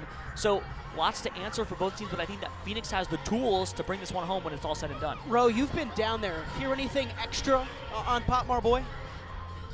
So I can tell you that he certainly took a laid-back approach to start the game, was sat up on a Powerade jug for most of it, not on the bench. And then Let me stop you. Potmar Boy. Oh my goodness, Coach. Hey, it's been a long one. I'll take that one next. I was just following him all around the field. I was just following Pop though. But regardless, sat up, immediately started moving his hands in a circular motion. I think a point of emphasis for this coaching staff right now is the fluidity. We've seen J-Mo move laterally very well from the left wing to the right wing into the middle of the park. I think he's been fantastic. Hope as well, getting on the ball, dictating pace. And I would agree with Kevin, Rising certainly has the answers on the bench, but I think they can find some answers on the field. They haven't been flat the entirety of the game. Obviously, still missing that end product, but I've loved the way they've moved the ball around, especially in that attacking third. It's been clinical almost. And on Rising's captain, Myers gave us a couple of tidbits. He said he was able to put pressure on it. Do you have anything further? Yeah, so I walked out right behind him, and it was looking like he was putting a decent amount of weight. I'm not a doctor, obviously, but I certainly wouldn't imagine something too catastrophic. for obviously Rising and his sake as well. But dapping up fans on the way out, took the time to address a lot of Rising fans, a lot of kids giving him some high praise and a lot of claps around as he exited the arena. It was a class act. Ronan Haycoop, not MD. Kevin Cardez up here, certainly also not MD.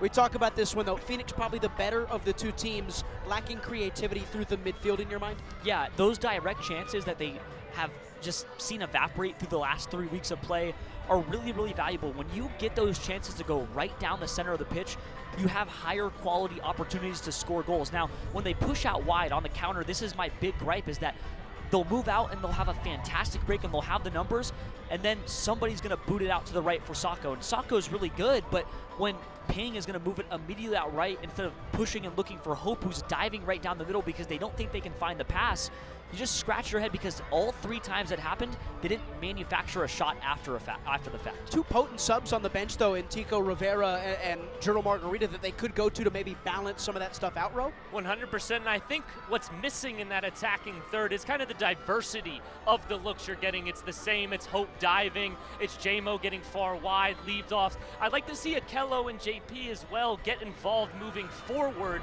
so you're not just looking at the same guy in the middle of midfield to progress the ball forward. It needs to be by committee in the middle of midfield. But what can Jurel bring to that? Or Damien, too, because we saw Hope, and to me, it was like the most Jurel Margarita-esque move of all time when he turned the ball on heel at the very end of the game to try to get the cross off. It ended up being deflected off the back of Mitchell Taintor, but that move where he stopped on heel and moved it was such a Jurel move, and you can feel the absence of that dynamic winger play, whether it's Tico, whether it's Jurel. What can they do and what can they bring to make this attack better? I think it just comes down to having one more guy that you're super concerned about putting it in the back of the net. You've seen Taintor kind of start to cheat, maybe hedge his bets towards Hope, especially in that defensive third. But we're going to need, if they bring on Jurel, I think it'll just be, you got to deal with 2 of these guys now, and you got to be able to move, especially Riviera, another option, Damien as well. There's a lot of good stuff for Rising off the bench, and I think they'll bring people on, and it'll be interesting to see how Taintor and that defensive unit for San Antonio really changes. 0-0, we'll come back. We'll update you on the scores around the USL Jaeger Cup. Someone looking for some luck, dare I say some liquid luck, here on this dollar beer night, Saturday night, in the USL Jaeger Cup. This is the Rising Radio Halftime Report.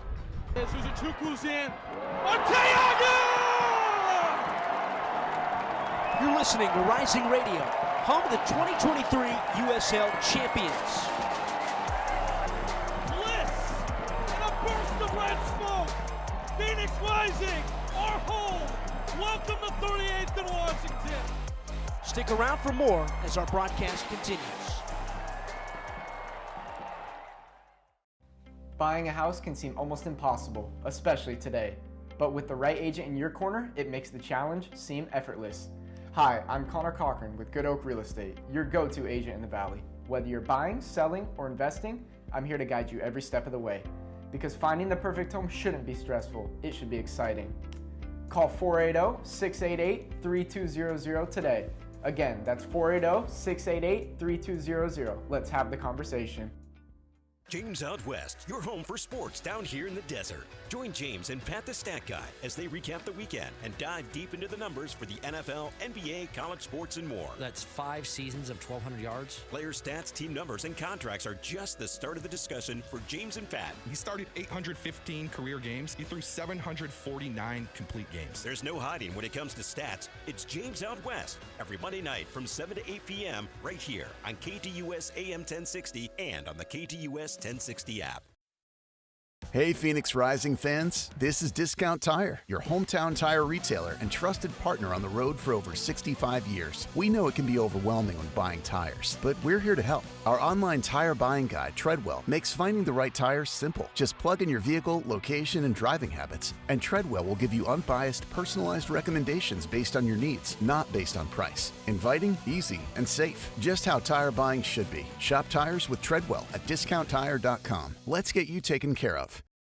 You're listening to the Rising Radio Halftime Report on the Phoenix Rising Radio Network. All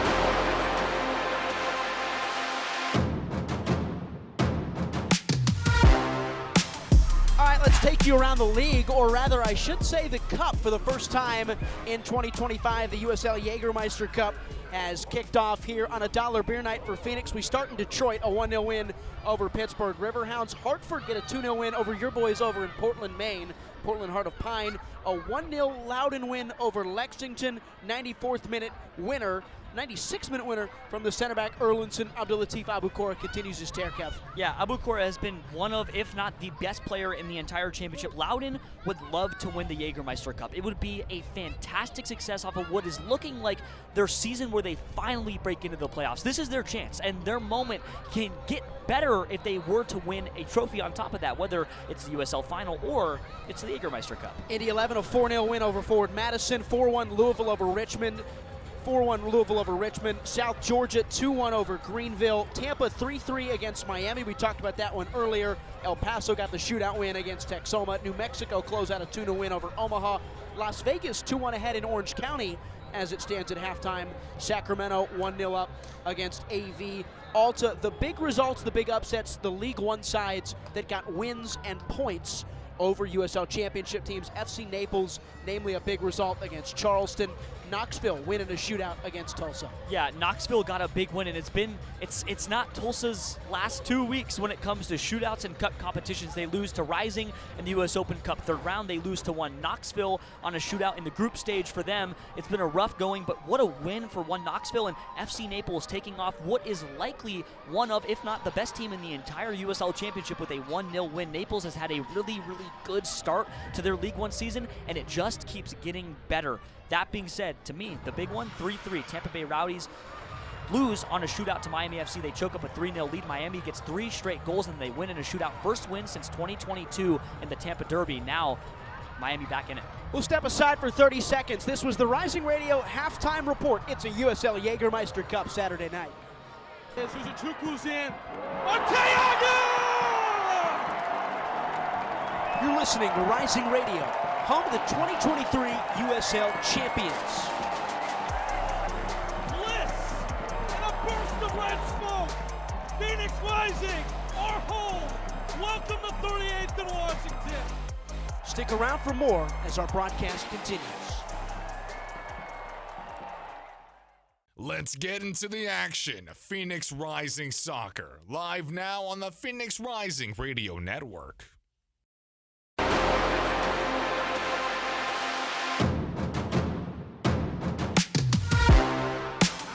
So back to the second half, a 0-0 score after the opening 45 from 38th in Washington. Ryan Sikora, Kevin Cardez.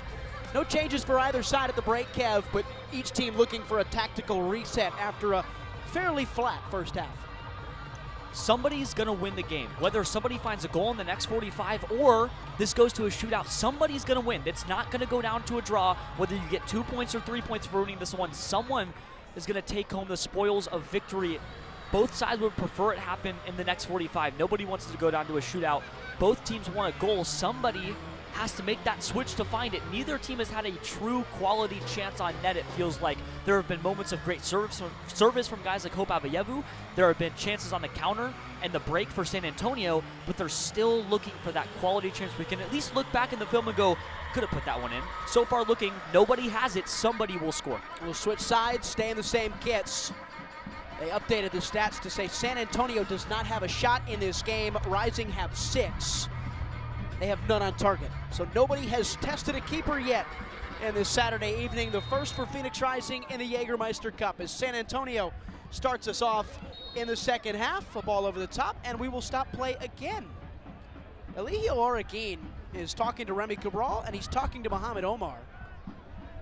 And I'm not sure what happened. There may have been a late foul from Cabral as San Antonio restarts play.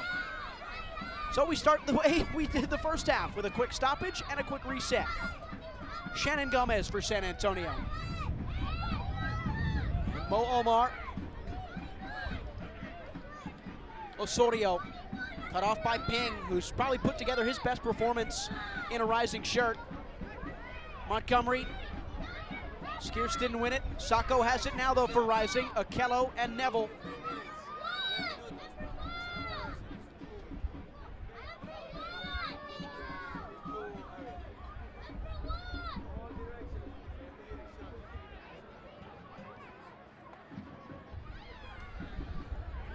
St. keeping it. Switching play as Phoenix settle in. Okello and backwards. And Colin Smith. We'll see how he starts this second half as a center back.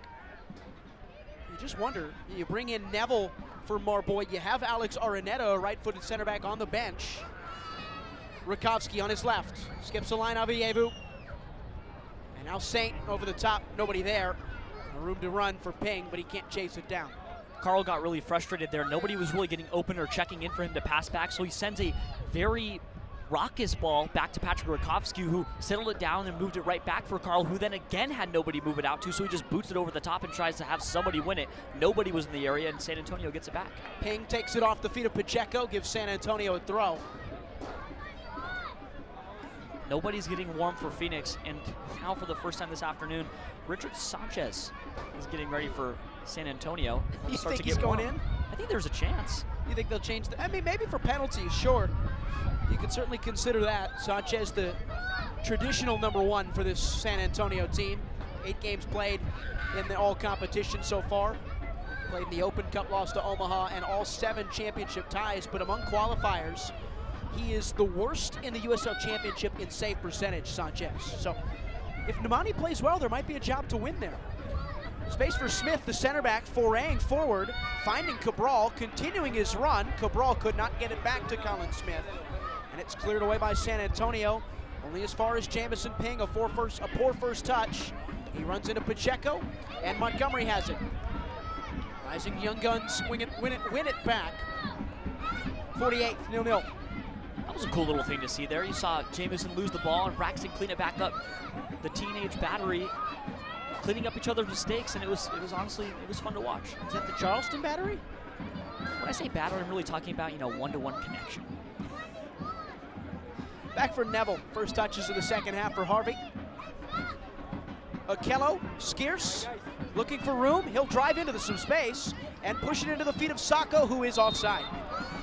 Flag went up immediately from Ben Davis, the far side assistant referee.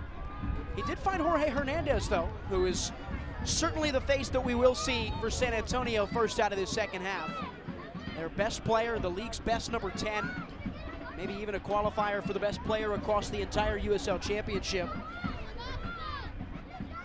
He's no Joel Margarita, but he's pretty good. I think he'll probably be the first sub on the pitch for San Antonio, especially if they're still on the chase, trying to find that goal. We'll close the book on Pop Marboy, Rising's captain, who went off in the first half late on. He came back. He's now sat on the bench with the team. He's got ice on his right knee. That'll be something that'll be certainly of popularity in the post-game press conference.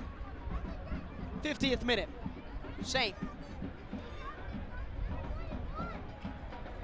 Ryan, you said before this game in the group chat, it's a pants day. I think it might have been for the first time. It's a jacket day. It is a sleeves day, and I never thought I'd say that.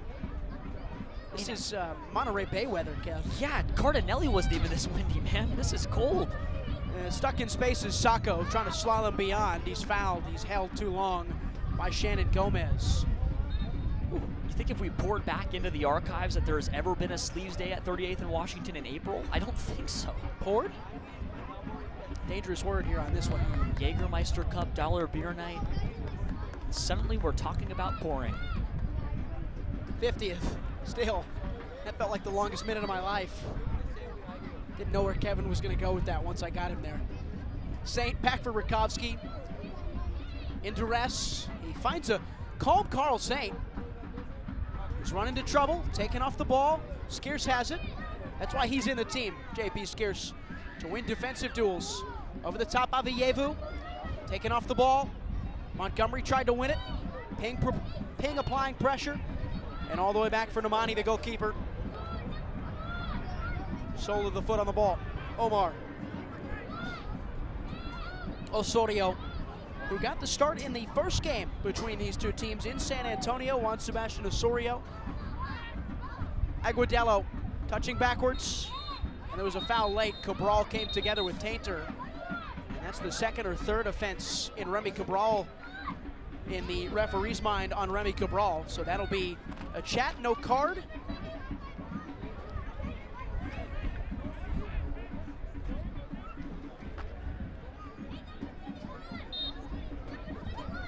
Omar, quick restart.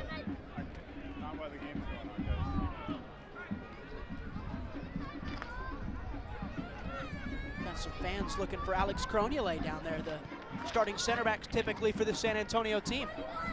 I genuinely think there's a chance that the kids in the North End had no clue they were from San Antonio because they're wearing red and black training tops. Honestly, plausible. Omar skips the line for Nicky Hernandez. Looking over the top is Hernandez. Left to right ball in the space for Hawkinson. Montgomery in trouble, gets a touch.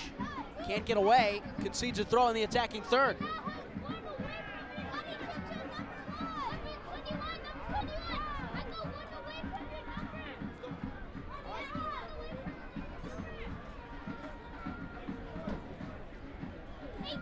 Right side, one back, Avayevu dropping deep.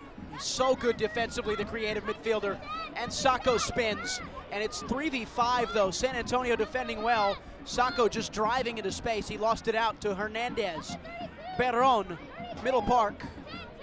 Pushed wide Osorio, 53rd.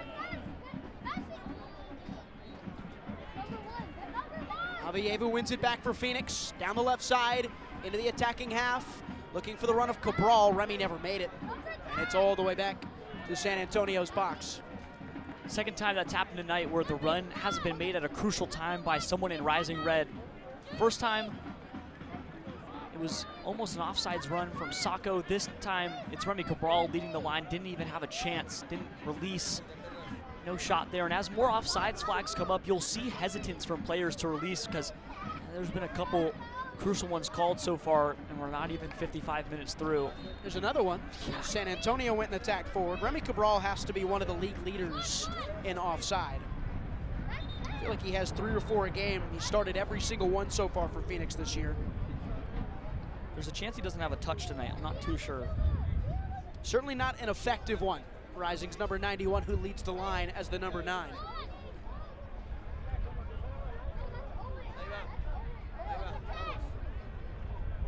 You want to guess that number, Kevin? He's got 6. Yeah, he's got 5 passes. I was off. Harvey Neville has 4 in 43 less minutes.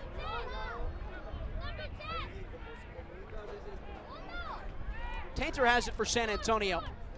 Skipping play, good space. Hernandez drives one over the top, wants the run of Arafeev. Saint swivels beyond and keeps it away. That was nervy, but Carl Saint continues to put up a decent enough display. Turned over by Skeers. Pacheco whip wide for Hawkinson. Down the left side comes San Antonio. 1v1 with Neville is Luke Hawkinson. Dancing, driving, dribbling into the box. Turns across towards it, and it's one back. Jamison Ping taken off of it, no foul. And ball the way back for Juan Sebastian Osorio. Jamison wanted a foul there, and he thought he had it, just screaming at the referee, but there was nothing. He sort of just bounced off the body, and now San Antonio getting more and more dangerous as time goes on. We'll see who can actually strike first, but so far it's not Phoenix that's going to do the punching. Ball over the top claimed by Rakovsky for Rising. It's with Akello now.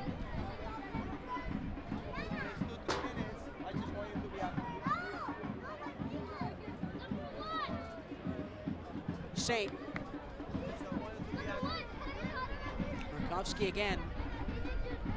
Skeers in trouble. That was almost identical to the opening goal that they conceded of the season against Tulsa. He passed it back to the goalkeeper. That's a mistake from Ping. He wanted to find Montgomery. That cannot happen. It's a turnover. It's a San Antonio throw, Kev. It just feels like Phoenix is flat-footed right now. It's simple mistakes. It's unclean passing, and then the identical ball. It's flashbacks to Carl Fred Saint when he played it back for Rakovsky, and then it was choked up in front. Tulsa ended up winning that one 1-0. Phoenix never cut back in the game. That's frustrating. Really, really frustrating. And JP, who needs to be more involved, now his involvement is a scary back pass. Eventually, somebody has to break the drought. Right now, Phoenix is not saying it's going to be us. Ball over the top, looking for the run of Hawkinson for San Antonio, who touched it last. Referee says nobody did. 56th of a 0-0 game that has seen, count them up, Kevin, take a guess. 0 shots in the second half. 60% of the ball shaded towards Phoenix Rising through the first 10-plus minutes of the second frame. Rising as a whole have had 54% of the ball. That's what they want to do. They want to hold the ball more. This is a team that wants to win in possession. They want to build, and yet I just don't think it's really happened so far. Braxton Montgomery with room, a heavy touch down the left side. Pushes the ball into the feet of Avievu.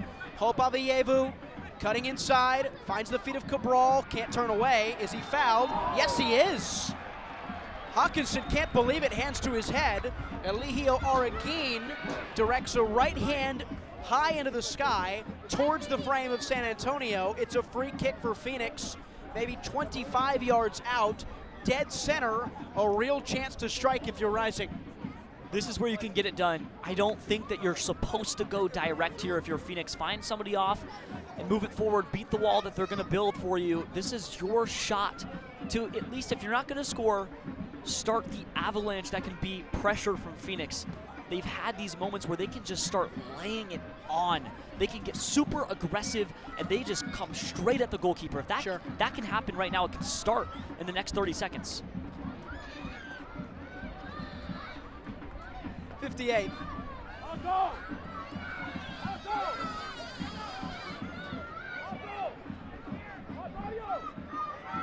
Four-man wall for San Antonio. Osorio, Aguadello, Omar, Tainter.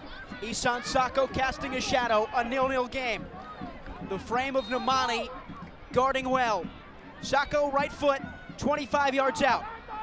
The Frenchman fires one! It's over the bar. It was dipping, it was ducking, it was swerving, but it could not quite strike the strings of the back of the net. It stays 0-0 in the 59th. That's a League One set piece right there. You see exactly what molded Isan Sako into playing in the top flight over in France. He has such vast international professional experience that it's really impressive what he's done in his slowly getting larger playing career. Man, that was a strike, and it's what, 6-7 inches off of at least hitting the woodwork and being dangerous off the rebound. Close.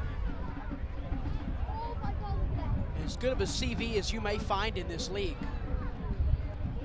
Okello, touch beyond and back for Saint. The wind just put him under pressure there. Pink keeps it in touch and puts it down the line for Avievu, who keeps it in play and is onside. What a challenge by Lucio Barone. Brilliant from the Argentine, and then Omar swivels away from pressure. Gets it to his goalkeeper, Nemani. Yeah, that's a gamble there, and it pays off too for Lucio Barone. I mean, wow, just perfect tackle at the perfect time, and that would have been a dangerous one to concede too if it's a foul. Hope Avievu didn't have anything to contest. That was all ball first. He hit the ground right after. Pacheco pushing into the space, finds Arafeev, right half space. Arafeev into the box for Aguadello. Tees up Hawkinson in the space. Hawkinson shot, struck hard, and blocked. And Rising clear. It went off the front side of, I believe, Colin Smith, who might have kept that one away from Patrick Rakowski. It was a deadly counter from San Antonio, but it stays scoreless.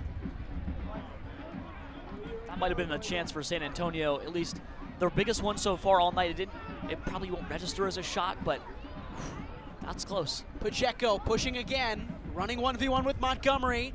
Pacheco to the byline, it's crossed in, it's whiffed away. Nobody could get a touch as a good ball was driven in by Diogo Pacheco. Throw in for San Antonio, who've now started to apply a little bit more pressure here. Another Rising man down in front of the net. Perhaps more work on the way for Greg Spence. Still down on all fours. I think it's Colin Smith. It would not be good if you're Phoenix. Already lost your starting center back and captain, Potmar Boy. Defenders on the bench. Pierce Rizzo, who's more of a midfielder. He's an academy kid. And Alejandro Alex Araneta, who has yet to appear for Phoenix Rising this season. He's coming off a leg break last year. You know that he'd love to make his debut appearance for the club, though. I mean, at a certain point, it's going to happen. He'll have his opportunity. If that's tonight or later down the line, he'll try to make it a good one. No Mo Traore, no Casey Walls for Phoenix. Coming together of Avievu and Barone in the midfield. Free kick coming for San Antonio after that. Still no subs for either team in the second half. Jorge Hernandez with a look towards his technical area, the star number 10 for the away team. Almir Soto, another option that Carlos Llamosa could call on. Mohamed Omar in the middle at the center circle.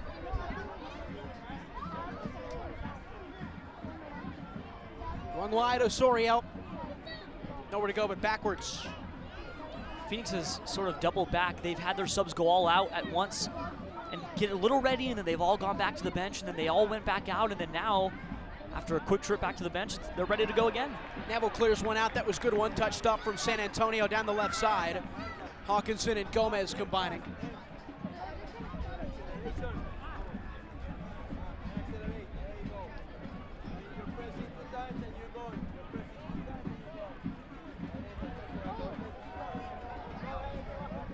Looking for a throw, left side attacking third. Finding room, Shannon Gomez drifting towards the end line, crossing in for Agudelo. Good touch, good turn, cleared away by Rising. Only as far as Osorio. And wide now, Nicky Hernandez. The away team on the front foot the last 5 minutes or so, maybe longer. They'll keep it. Mitchell Tainter, the captain, on his left, slices one high. A touch for Pacheco, ducks and dives, beyond the defender, it's Ping. Pacheco cutting in, striking hard, chested down Agudelo, turning, shooting, scoring! 1-0 San Antonio in the 63rd.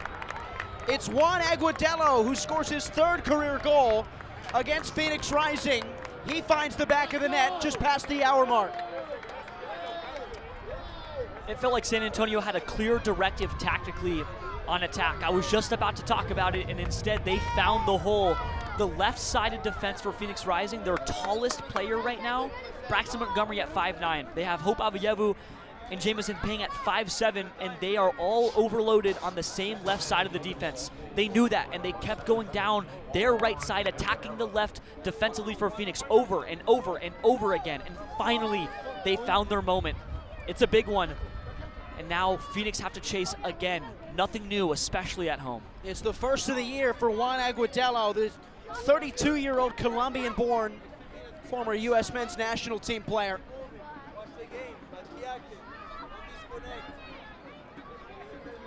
Nothing new for him either, especially against Phoenix. Had the brace at Toyota Field last year in the championship against this Phoenix Rising team.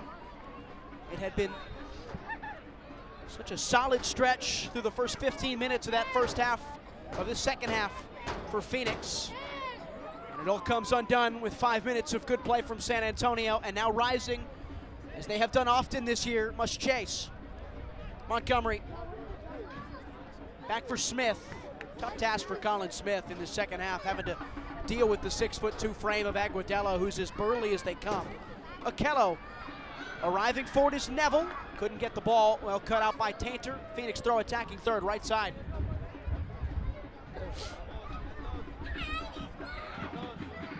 They play quickly. Neville crossing low. Okello back for Harvey Neville. From an offside position he went. He left the ball. And we'll still say he impacted play.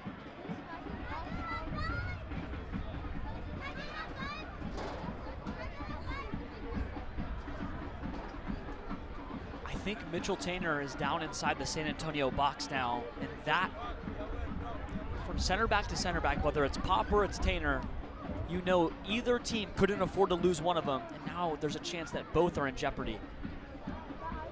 Two changes readying for Phoenix. Damian Rivera, Jiro Margarita. San Antonio resetting.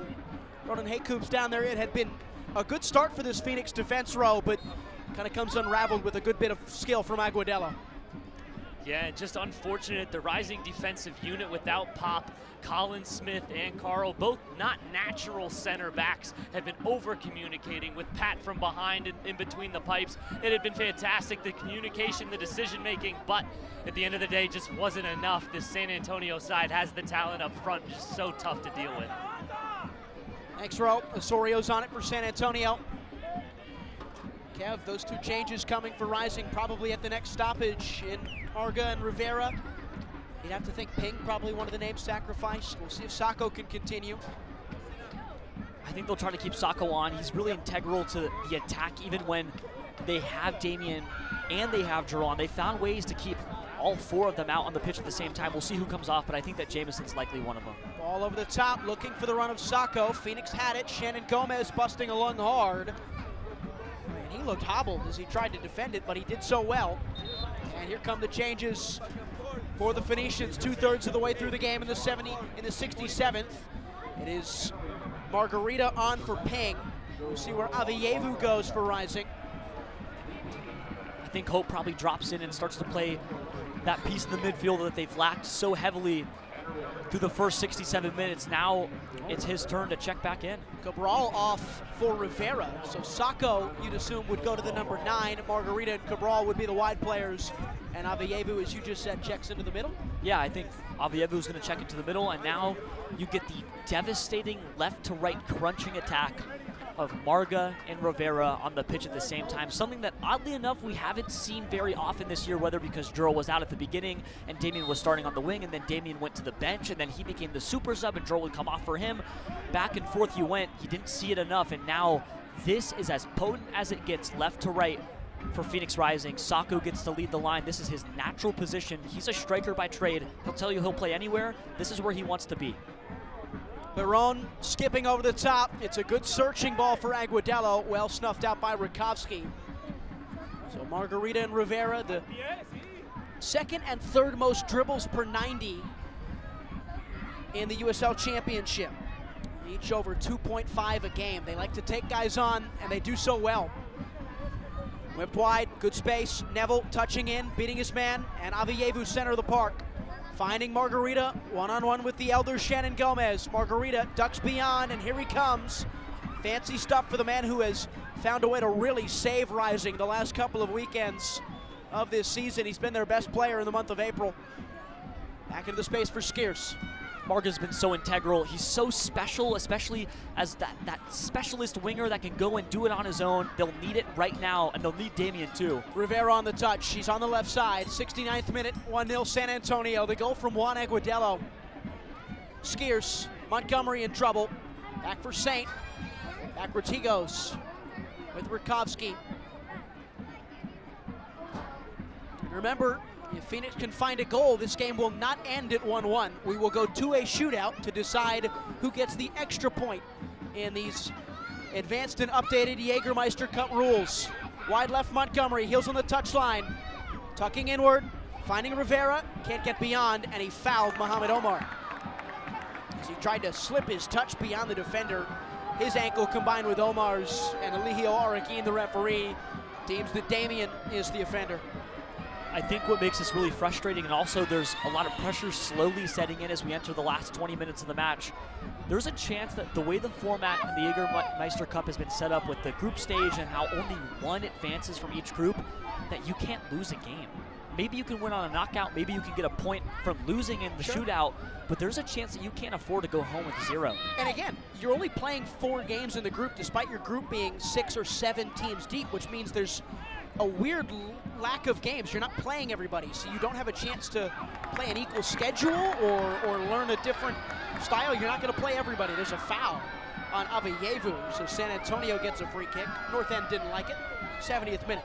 Yeah, I think even winning the knockout and getting 2 points is a little problematic, because then you're probably playing for second in the group. The 4-game setup feels really weird and sort of akin to international play when you get to play like 3 countries in a 4-team group. Rising win it back. Avievu forward. Tainter header away. Smith heading forward again. Neville has it for Phoenix. Avievu again a touch. He's been a busy boy, whether it's been wide right, wide left, center of the pitch. Neville, so much space for Harvey. Hoofing one towards the area for Sacco. Well done again from Nemani. He's been Johnny on the spot off his line all night long. Nemani's been so good. Sacco probably a step away from putting that one in the back of the net. I think what makes that one really inspiring is that Harvey Neville fired off maybe the best pass that he has in Rising Red. That was phenomenal. Hooked it right in, up and over into the goal. Sacco had a chance, and that's as good as it gets from the right back. Kevin's watching Harvey Neville blossom in front of his eyes. And I'm it's like here his for it, kid man. Growing up. A 1-0 game in favor of San Antonio. Phoenix need a goal.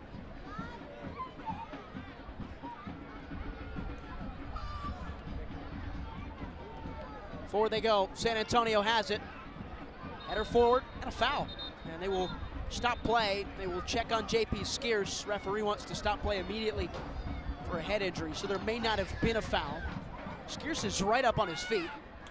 They will still send him off. Skeers is arguing his part, trying to tell the physio to go away. This is when Rising players will get frustrated. Elijah Araguin stopping play for a head injury that JP Skeers feels like he's good to go, but now that stoppage in play turns into going off into the touchline, even if it's for a second, and slowly the seconds and the minutes tick away, and time is of the essence for Phoenix. They need to find a goal, especially if they want to at least push it to a shootout, try to get 2 points and bring at least something back.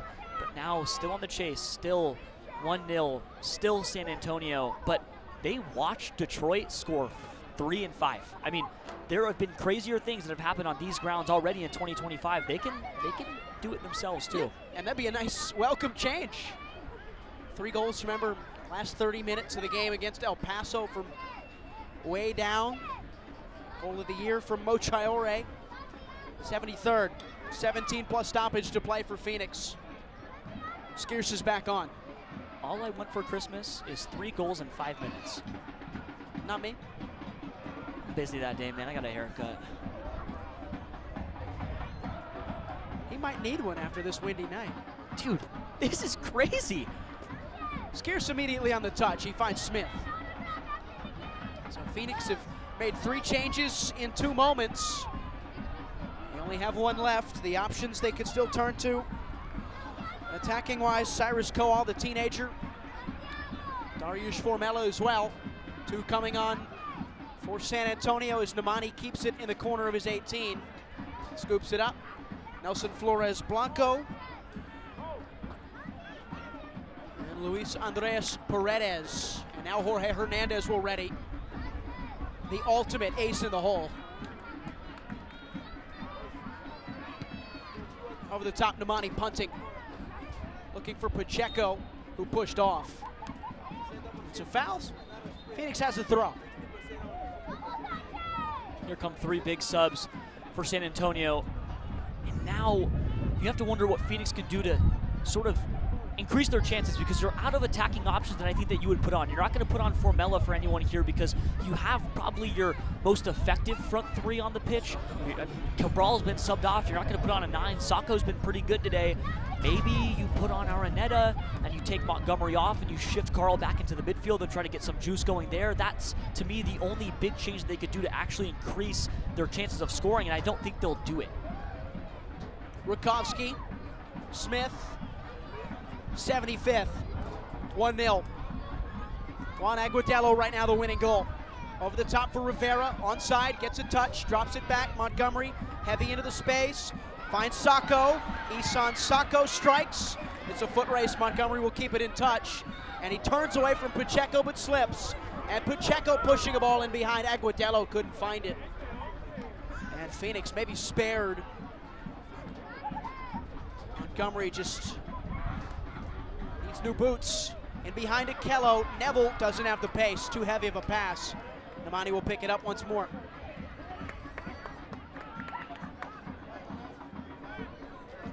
I don't know if anybody slips like guys do at 38th and Washington. Watering the pitch, super crucial, especially when it gets really hot out here. But Montgomery had a chance to turn something really valuable out of that pass and just slips and falls, and the entire thing fell apart. Braxton Montgomery commits a foul. He was too grabby on Diogo Pacheco. And the 3 changes will come for Carlos Llamosa's side. Pacheco is off. 75 minutes of good work from the Portuguese. He's replaced by Paredes, who started at the midweek against Colorado Springs. Jorge Hernandez is in off the left for Luke Hawkinson.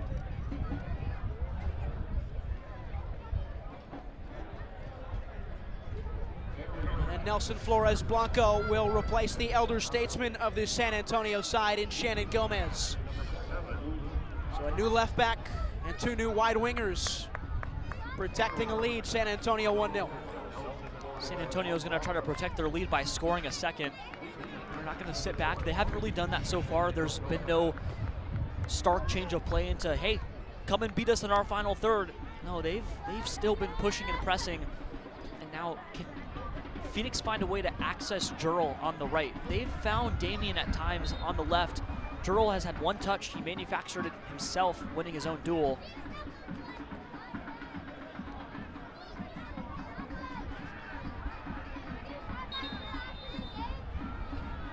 Yellow card, time wasting.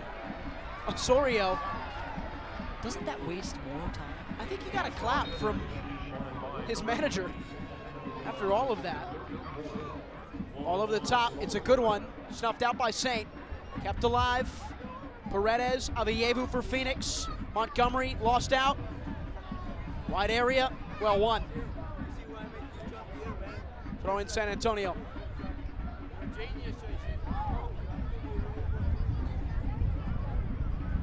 Rising win it back, Montgomery. Couldn't clear it. Avievu couldn't win it. Forward is Paredes. Here comes San Antonio down the right side. At the byline, Paredes' cross. Slips all the way back to the top of the 18 for Hernandez. Nicky looking, driving. Space now, one back at Kello. Phoenix will have to break. Margarita left it. He was hoping Sacco would continue the run. He was just a little late. 78th, 1-0. Sacco just a little late. 3 or 4 times this match. Has had chances to break and go get it, but Jurl left that one. Sacco nowhere near the area. Couldn't get there. Even if he had thought that was going to go his way, something has to connect. You can't score a goal if you're not on the same page, unless somebody takes it end-to-end in a basketball-style fast break for a dunk at the cup. Somebody has to do it, preferably 2 or 3, get on the same page and score a goal. Saint turns in his own half, and all the way back for Smith in his own third. 12 to play. Marga, a touch high in the air. Turns off Flores Blanco. Back for Smith and Rutkowski. Nowhere to go but backward for Phoenix. Saint. Backwards can be good. Playing with intent is the purpose tonight. Rivera, middle of the park, Braxton Montgomery. Won by Barone, no foul. Hernandez going for goal. It was just wide. Jorge Hernandez from 45 yards flipped it wide of the left post. Rutkowski was caught out. We're moving again. Wind behind the backs of San Antonio. Phoenix facing it. Margarita turns away, middle of the park. Pivots beyond Barone. Marga, Akello, now on the left side. Noble lost it. Paredes got it. And now driving forward, playing a pass. Backwards it goes for Omar. Phoenix will press all the way back for Nemani. Lifting into the sky. Where will the wind take this ball? Up for the head of Colin Smith. And down for the foot of Harvey Neville. On the right for Phoenix in the attacking half. Neville. Nudges one along. Margarita turns away. One back by San Antonio, and they win a throw. Still nothing going for Phoenix. San Antonio is very content to let this happen because Phoenix is making their own mistakes. All San Antonio has to do is be in the right place at the right time. It's just soccer IQ for them right now, finding the spaces, shutting off the angles, and making sure that there's no random channel that opens up for the brilliance of Tico or Jurl. Someone will find it if they're not very, very smart, and so far, they're acing the test. Smith won the header off the throw. Touchdown by Skiers. Switching play, nobody there. Paredes with so much room for San Antonio. And Rivera comes right through the backside of him, and he did not win the ball fairly. Damian Rivera shoved down Luis Andres Paredes with some vengeance to it. No card coming out from the referee, but it will be a free kick for the away team. This is much more the performance we saw from San Antonio the opening month of the USL Championship season, where they kept 3 clean sheets in 4 games.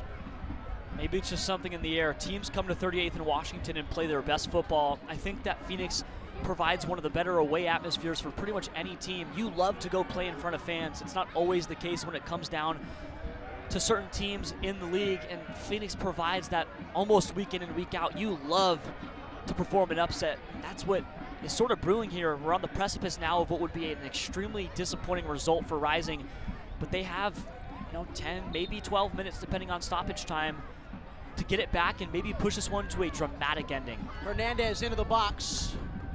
Cleaned up by Scarce, but kept in by Aguadillo for San Antonio. He's at the corner.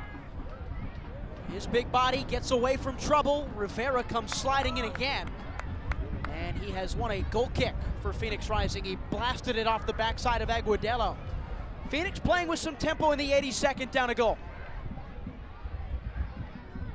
Over the top, Neville, nobody ran. Margarita checked to it, and Tainter has a touch. Forward he goes, Hernandez. In trouble, turning away. Jorge Hernandez got away, lost it. Neville won the 50-50. That started with Hope. Hope is the only man there, manages to jar the ball free. Harvey wins the 50-50 after the fact. That's good work down the right side, but immediately moving it back to the left. Somebody has to access your superstar. How can you find Margarita? Neville on the right, could not find Margarita. Neville still has it, he's grabbed, he's won a foul. Yeah, it was a late whistle and a kick away, and a yellow card's come out. And it belongs, I believe, to the 55, Dmitry Arofeev, the Russian teenager. Comes in with a half-decent pedigree, 18 years old, arrived in the offseason from Dynamo Moscow, one of the premier clubs in the Russian top flight. Change for Phoenix, change for San Antonio. Alex Grieve is going to come into this game. He's coming in for 57. He doesn't exist. It's 55 Arofeev. So his last action will be that caution. He'll take his time. Let's see if a Phoenix man will speed him up. Montgomery's coming out for Rising. He's replaced by Dariusz Formella. But he'll have to wait. The referee hasn't gotten to that part of the substitution yet. That is well within his right. 84th minute.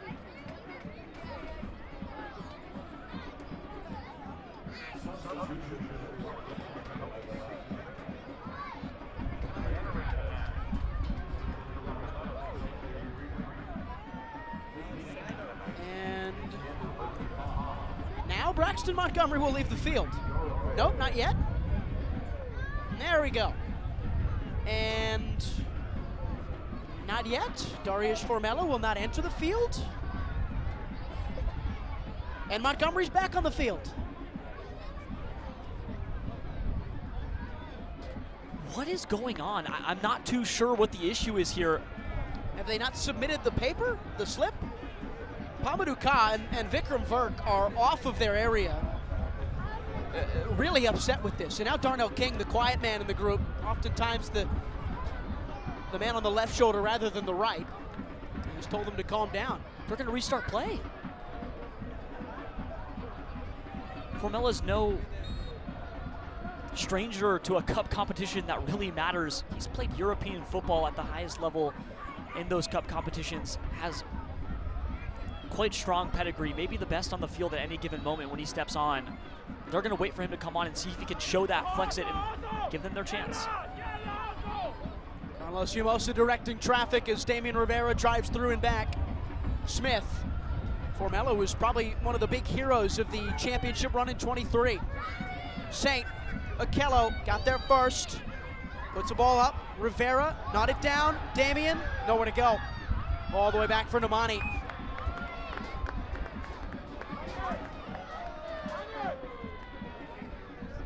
I believe it was Formella who scored that brace against Orange County at home last year. It was one of the real signature wins of a season that kind of fell flat, and that was one of the biggest home victories that they've had in a long time. It's been spare too.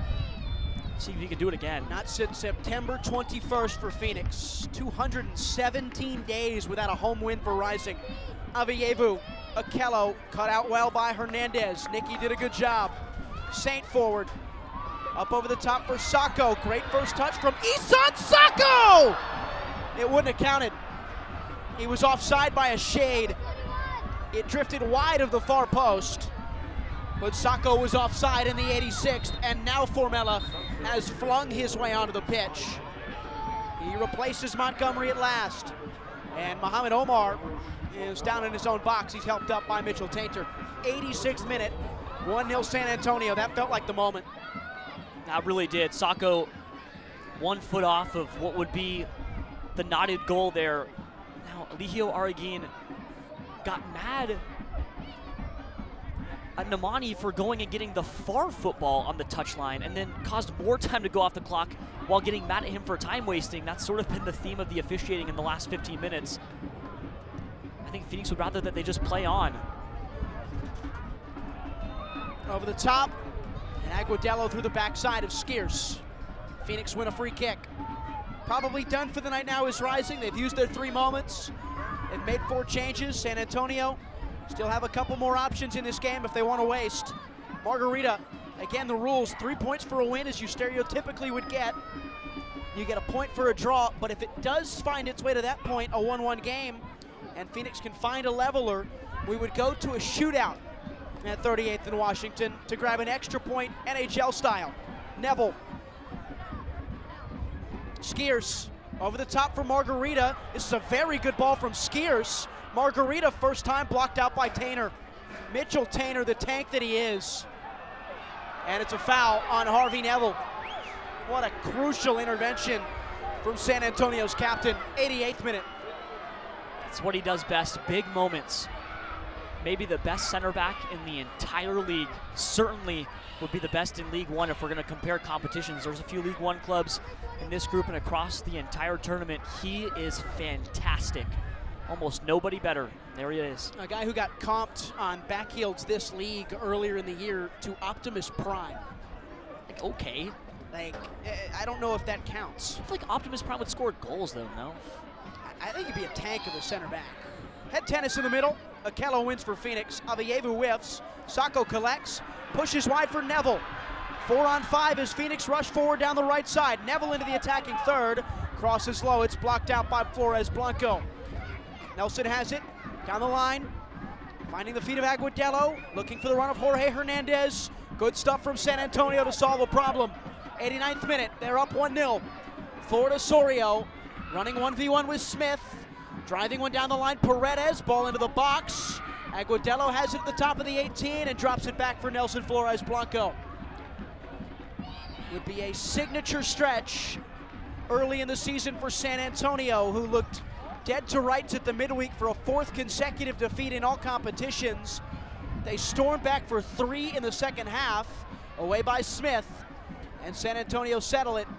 And now they could grab a win on the road against Phoenix Rising, a little revenge for the defeat they suffered a Sunday or 2 ago against Phoenix at their park. Down the line, Rising throw. Writhing in pain is Luis Andres Paredes for San Antonio. As the stands begin to exit on what was probably the best crowd of the year for Phoenix. They are 10 days or so, Kevin, away from a very important game in the U.S. Open Cup. First time an MLS team will have come to Phoenix since LA Galaxy did all those years ago when Rising was still Arizona United. If I count, it might have been 2018 and they may have been just barely Phoenix Rising. Arizona United hosted LA in 2014. It's been over a decade. It's a long time since they did. We've been privy in person to see 2 of the 3 matches and competitive fixtures in Rising history. Well, we will be in 2 of the 3. We saw Sounders last year at Starfire Stadium. They were close. They led 1-0 off a Remy Cabral shot from the spot. Then they ended up conceding 2 in a row. We'll see what the video board is here, Kev. 5. Minimum of 5. Seems low. I agree. I would have said 6 or 7, but 5 minutes of stoppage time at a minimum as the San Antonio player Paredes is helped off the pitch. I do have to ask, before we finally get into the business hours of this closing minute, were you conscious in 2014? I was. Okay, I was. It comes back full circle. 9-year-old me was ready to go, although he didn't see that game against LA. If he would have, I'm sure he would have been juiced. Dynamo, same energy. Here comes Juan Guerra. 1-0 San Antonio. At least 5 minutes left. Scarce for Phoenix, driving forward. He faces a wall of white. Back to Saint. Smith played more minutes than anybody for Phoenix this year, Colin Smith. Rivera ducks beyond the defender. Rivera, again he goes towards the byline. Rivera has not won a corner. Damian Rivera can't believe it. We had a good angle on that one, Kev. Yeah, I think that was the right call. I think Rivera touched off his inside right sole, and he was hoping that his body was shielding Arreguin from actually seeing it, but he did. That's one of those ones he went back because he could have crossed it. He was the only man near the ball. I don't know if it would have been productive, but he would have at least kept it in play. Instead, that one just rolls out of bounds. Now in the 92nd, we're just waiting for those 3 whistles. At this point, when you're looking at a low block like San Antonio's putting out, you just need a moment of brilliance from a moneymaker, and that's going to be Tico or Jurl. This is Neville. He couldn't get there. Touchdown for a throw. It's belonging to Phoenix. 92nd. Looking for options. Nobody's showing. Nobody's there. Skiers throws long. Into the chest of Sacco. 3 white shirts around him. Thumped forward by San Antonio. Smith, Paredes, wins the duel, but he fouled him. Chipped into the back of the net. No, it was just wide. That'll be a yellow card for somebody for San Antonio. You can't kick that ball. Everybody knows that. That's U5 stuff. Phoenix play quickly. Rakovsky rolls for Saint. Something to celebrate. We talked about it at the top. Wanting, yearning, needing a moment at this place. It hasn't come in some time for Phoenix. Hernandez lost out to Formella and fouled him. And Phoenix has a free kick in the attacking half of the pitch. Into the 93rd of a 1-0 game. San Antonio have the advantage in this opening night of Jaeger Cup action. This is maybe the last gasp as we stretch into the 94th for Phoenix. Somebody has to do something. No better man to take the set piece than Hope Avievu. It's his turn and his chance. San Antonio have 1 shot on target. It was a goal in the 63rd. The difference right now from Juan Agudelo. Avievu will take it from 35, 40 yards away. It's a crossing ball. It's lifted into the night. It's hung up well for Namani, who falls on it, stays on it, and will keep the ball in his clutches in the 94th. That one's too deep. Straight to the keeper. No chance for anybody to actually get there and put a head to it because you can't just run right into Namani. Instead, he'll bring it down, no issue. Up and over, flicked along for Paredes. He's onside. Will he take it to the corner? Defended by Saint. Saint trying to usher him away. Paredes has it, no foul. Who wins it? Rising does. They've got a goal kick. They've got to go. A minute left. Rakovsky clips over the top, Wynn behind it. Neville meets it. Backwards for Skiers. Forward comes Phoenix. A frantic finish to this one. Hopefully Rising can find a moment. Clipped up into the box. Sacco chasing. Namani collects again on the Route 1 stuff. 50 seconds left at a minimum. Maybe we'll play a little over after that first stoppage, the 30 seconds or so we wasted right as we went to stoppage time. But there cannot be long left. Namani will inch every second, every stroke of the brush forward. He launches high. Akello won it, but he fouled him. And there's a player for San Antonio down. It's Juan Agudelo. His first goal of the year. It may end up being the winning one. This will just add on to the time. So we will play into the 96th. We are done with the 95.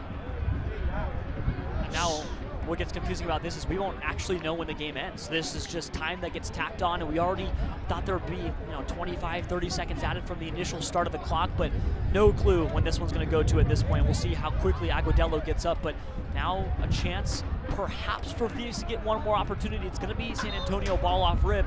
If they push it back, there's a chance that this one goes all the way for 3 whistles.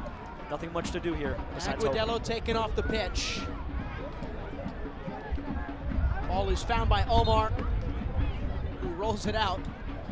Again, we will probably play into the 97th at this point. Placed down for Jorge Hernandez to take. Arreguin's whistle brings us back in play. Hernandez, as Phoenix too close to him. Avievu and Rivera within it. Hernandez in behind, Grieve chasing, Grieve collecting, to the corner he goes. Smith pouncing on him, Avievu joining in. No foul. And a throw in for San Antonio. 97th minute. Professional stuff from the away team.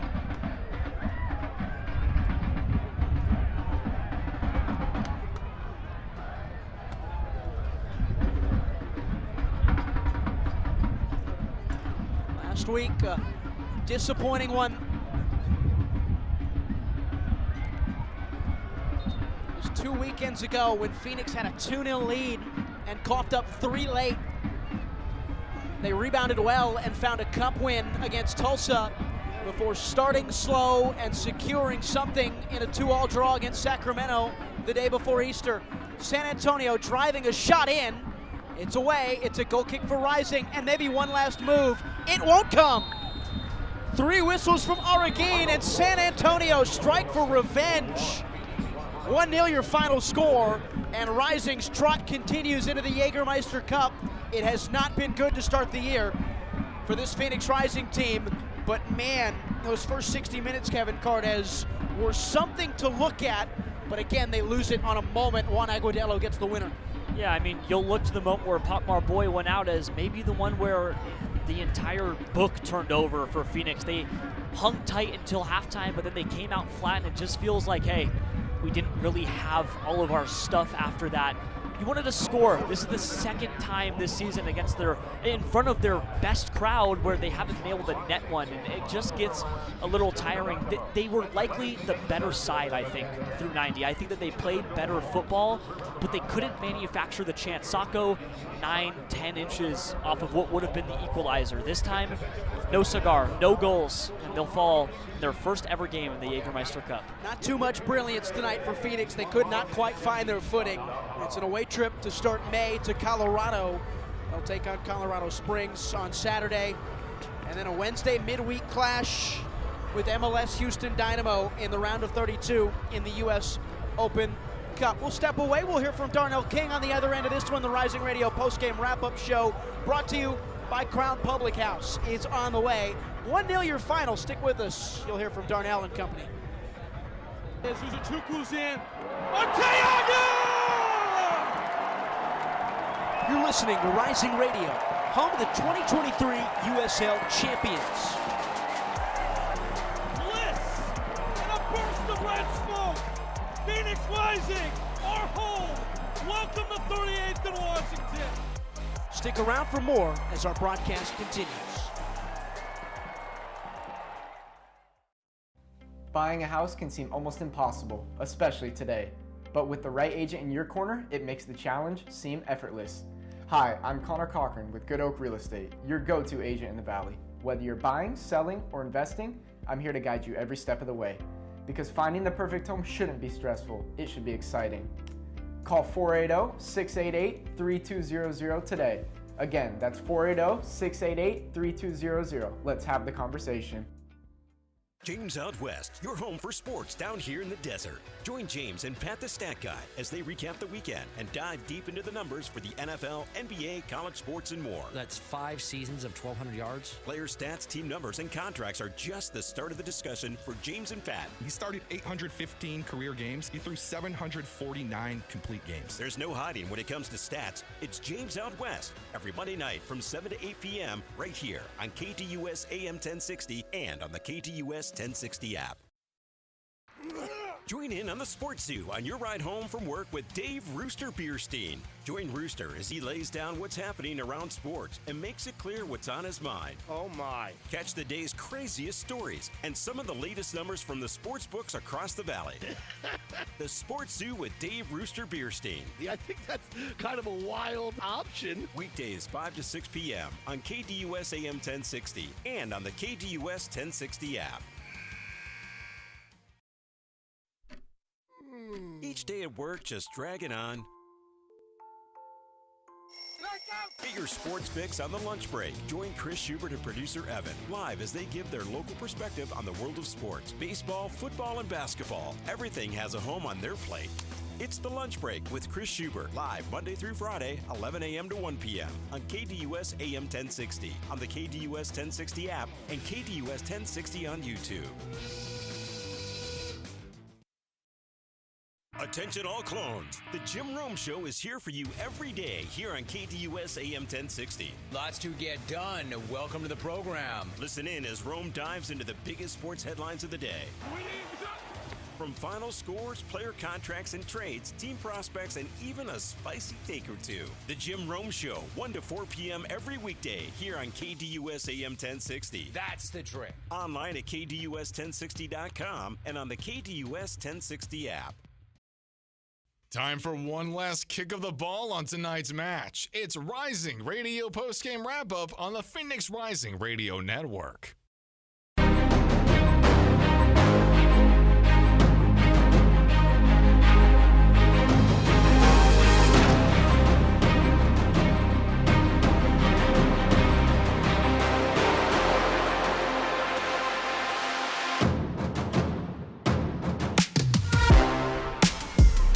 Welcome to the Rising Radio postgame wrap-up, presented by Crown Public House. Ryan Sikora, Kevin Cortez, Ronan Haycoop, next 3 minutes uninterrupted.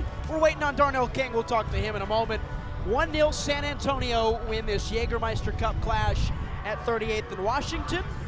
It was a Juan Agudelo goal in the 63rd. We'll start where we really had most of the halftime conversation. Pop Marboy was the big absentee in that second half for Phoenix. Ronan, you had a first-hand look. Yeah, it's always scary when somebody goes down with a non-contact injury. You don't see exactly what happened. You just look to your right and you see somebody on the turf. And it's just unfortunate. I think all things considered, Rising, responded very well. It's Dollar Beer Night. I'm going to be a cerveza half full kind of guy.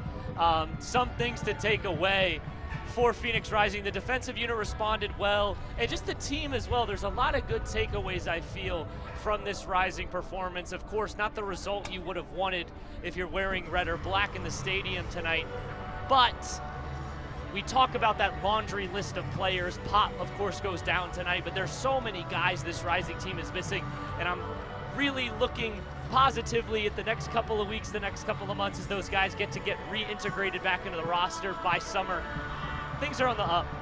So, Mr. Happy, Ronan Haycoop, Kevin Cortez, the negative side of this one to start, yin and yang, the two of you.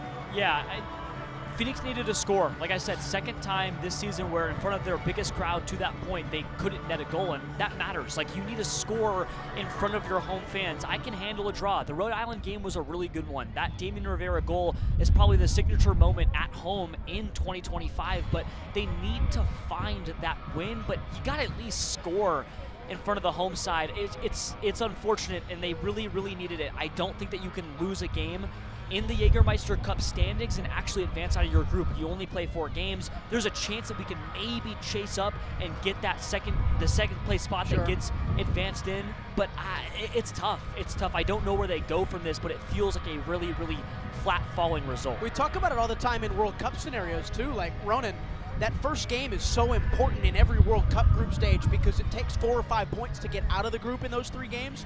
If you win the first game, you've got 2 games to get a point, maybe 2, right? So you now have all of a sudden fallen down 0. You're 3 points behind first in a 7-team group where they're all playing 4 games. The math doesn't really add up going forward for Phoenix, who will play El Paso, New Mexico, and Texoma. Texoma on the road, the only really obvious win, it feels like, Ro, but Texoma took El Paso to a shootout today and got a point. So it's a wide open competition that Phoenix is going to have to navigate along with all the others that are in. Yeah, it's really awesome to see the United States soccer pyramid start to equalize. There's a lot of great players and great teams in the lower divisions now, and Texoma certainly not a team you want to take lightly.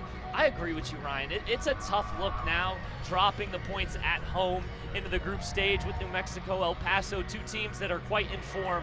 It'll be tough for Rising to make it out, but definitely not a certainty they won't. Slip away, we'll come back. Darnell King making his way over, so we'll talk to Coach after this break here on the Phoenix Rising Radio Network.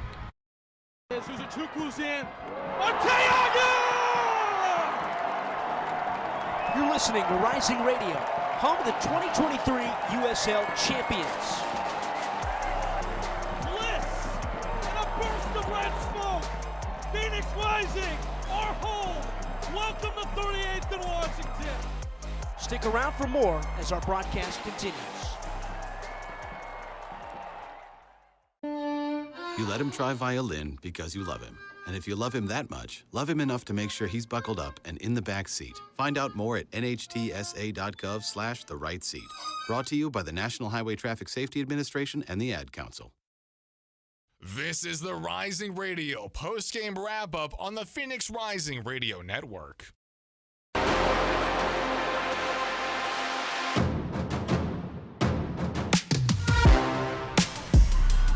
All right, welcome back. Post-game wrap-up presented by Crown Public House. Ryan Segura, Kevin Cortez, Darnell King joins us now. Coach, that was one that you'll probably want to have back, I think, when you look at the immediate reaction.